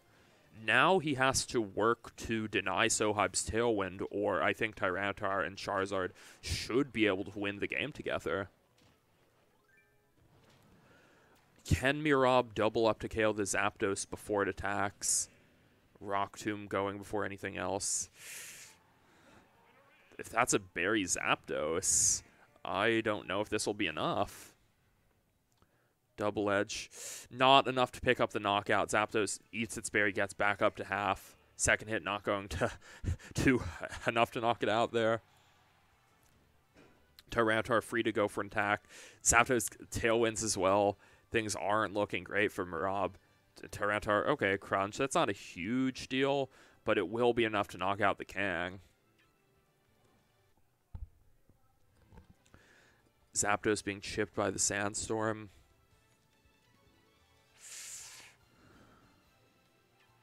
Tapu Fini coming in.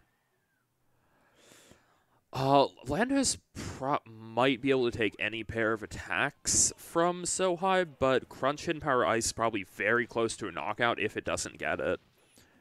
If it's not an outright knockout, it's probably just a roll. Tapu Fini not super threatening to So Hive here, so I can respect a double onto Landorus. Crunch Hidden Power Ice wouldn't be great news for Latias coming in. That would be weak to either of those. As Tyranitar actually opts to Rock Slide. Not doing much to Latias at -1. Ooh. I'm not loving that play from So Hive. I don't actually think that pair was too likely to get a knockout on the Landorus, since it's a fairly bulky Assault Vest. But still, things are going well for So Hive here. Tapu Fini probably in Thunderbolt range at this point, but it's a little hard to say, and Crunch spam on the Latias slot should be enough to deal with that. Tapu Fini's also eaten its berry. I think Mirab just trying to ensure that as many of his Pokemon are alive as possible. If he's smart with his switches and his protects, he might be able to stall out the Tailwind. Alright, pretty defensive play here. Tyranitar crunching the Latias switch in for Landorus, doing barely anything. Zapdos T-bolting the Fini Protect. There's only going to be one more turn of Tailwind at this point. If Mirab is smart with his switches, he might be able to stay in the game. I'm not so sure. And So Hive has a Pokemon at full in the back that we haven't even seen yet.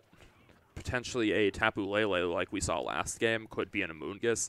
Neither of those are great news for Mirab. So Hive has all the momentum. Even if Mirab wants to try switch out, he can do something to call it. Ooh, crunching. The Tapu Fini slot. Not going to do very much of anything, but it will set it into Thunderbolt range.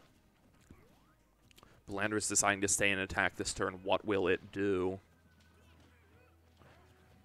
Rock Tomb Zapdos again. Enough to knock it out. But Mirab is down to just a 1/4 Latias and a 1/2 Landorus against all three of So Hive's remaining Pokemon, one of which at full health. This full health Lele, I think that's going to be enough to decide the game. Landorus can't stand up to Life Orb Psychic at this point. Latias can't do anything to prevent it from happening. Mirab's best chance is probably to allow Latias to get off. But Landorus can't even protect itself from Psychic. I think Psychic Landorus and Crunch Latias probably just ends the game this turn. Unless Landorus is faster than the Lele and gets off a huge Earthquake, I guess. I think Mirab could also go for Ice Beam Freeze on the Tapu Lele. That's something that I can get behind. Games that started off well for Mirab just kind of spiraled out of control due to the better pressure of Pokemon that So Hive had in the back here. That's the story of this set.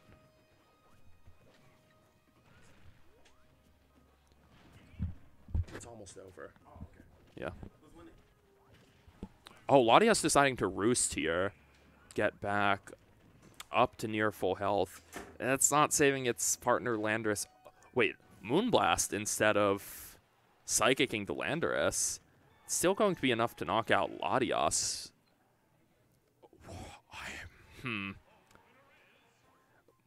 I'm not too sure why he wanted to Moonblast there. If Mirab had decided to Tailwind there, he might have been in position to win the game. It would have come down to... without Landorus having Rock Slide, it still might not have been enough. I don't agree with the decision to go for Latias there. I think you just have to handle Landorus because at that point your T-Tar walls out Latias. You don't need to deal with it right away. You can't stop it from going for a move that turn. It's better to just stop the Landorus from doing something. Like if Earthquake had... Okay, even if Earthquake had crit the Lele, Charizard would still lock up the game.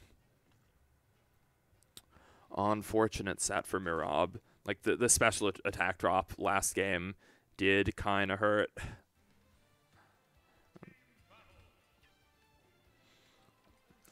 All right. So Hive winning that set, and he will advance onto top cut. Irving and Steven Lasso were playing at 3-0 last round, and all X1s in cut, so both of them will be in. I'm not actually sure which of them won. And then the final person cut will be decided by winner of Angel Miranda versus Patrick Donegan. All right. Sorry that we've had a few repeats on streams so far. It will happen with a small event like this one. If you want to put on two good players on stream, that's just two people that are going to be repeated later. Sometimes maybe it would be better to put a bigger name player against a medium or unheard of player. Just increase variety, make sure. Yeah, increase variety is the big deal there. What happened in that set? Mirab just lost control in the middle of the game. It's like, maybe the Kang doesn't... Why would you run Kang without low kick, though? Just neglecting Tyranitar, at which point it threatens Latias so much when Latias a Pokemon that does reasonably well against So Hive's team otherwise. Some of his reads on switches just didn't end up working out when safe plays probably would have been enough to win the set for him.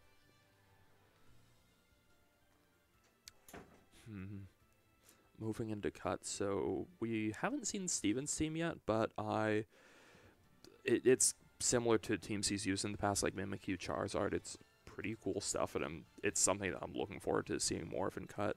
Angel's team, if he makes it in, we saw that was similar to Leonard's Collinsville team.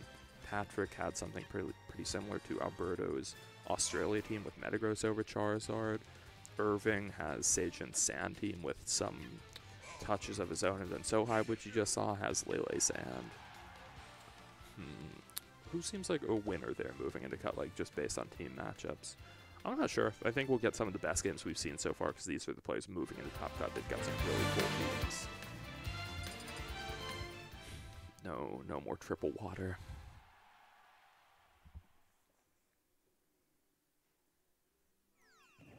Who am I rooting for?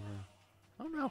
A lot of, like, local players, obviously. It's not an event that anyone was flying out for. No one coming from Florida to earn that last amount of CP they need. Alright, I think I'm going to hop off the stream for now, and I'll talk to you guys again when we're moving into Top Cut. Goodbye.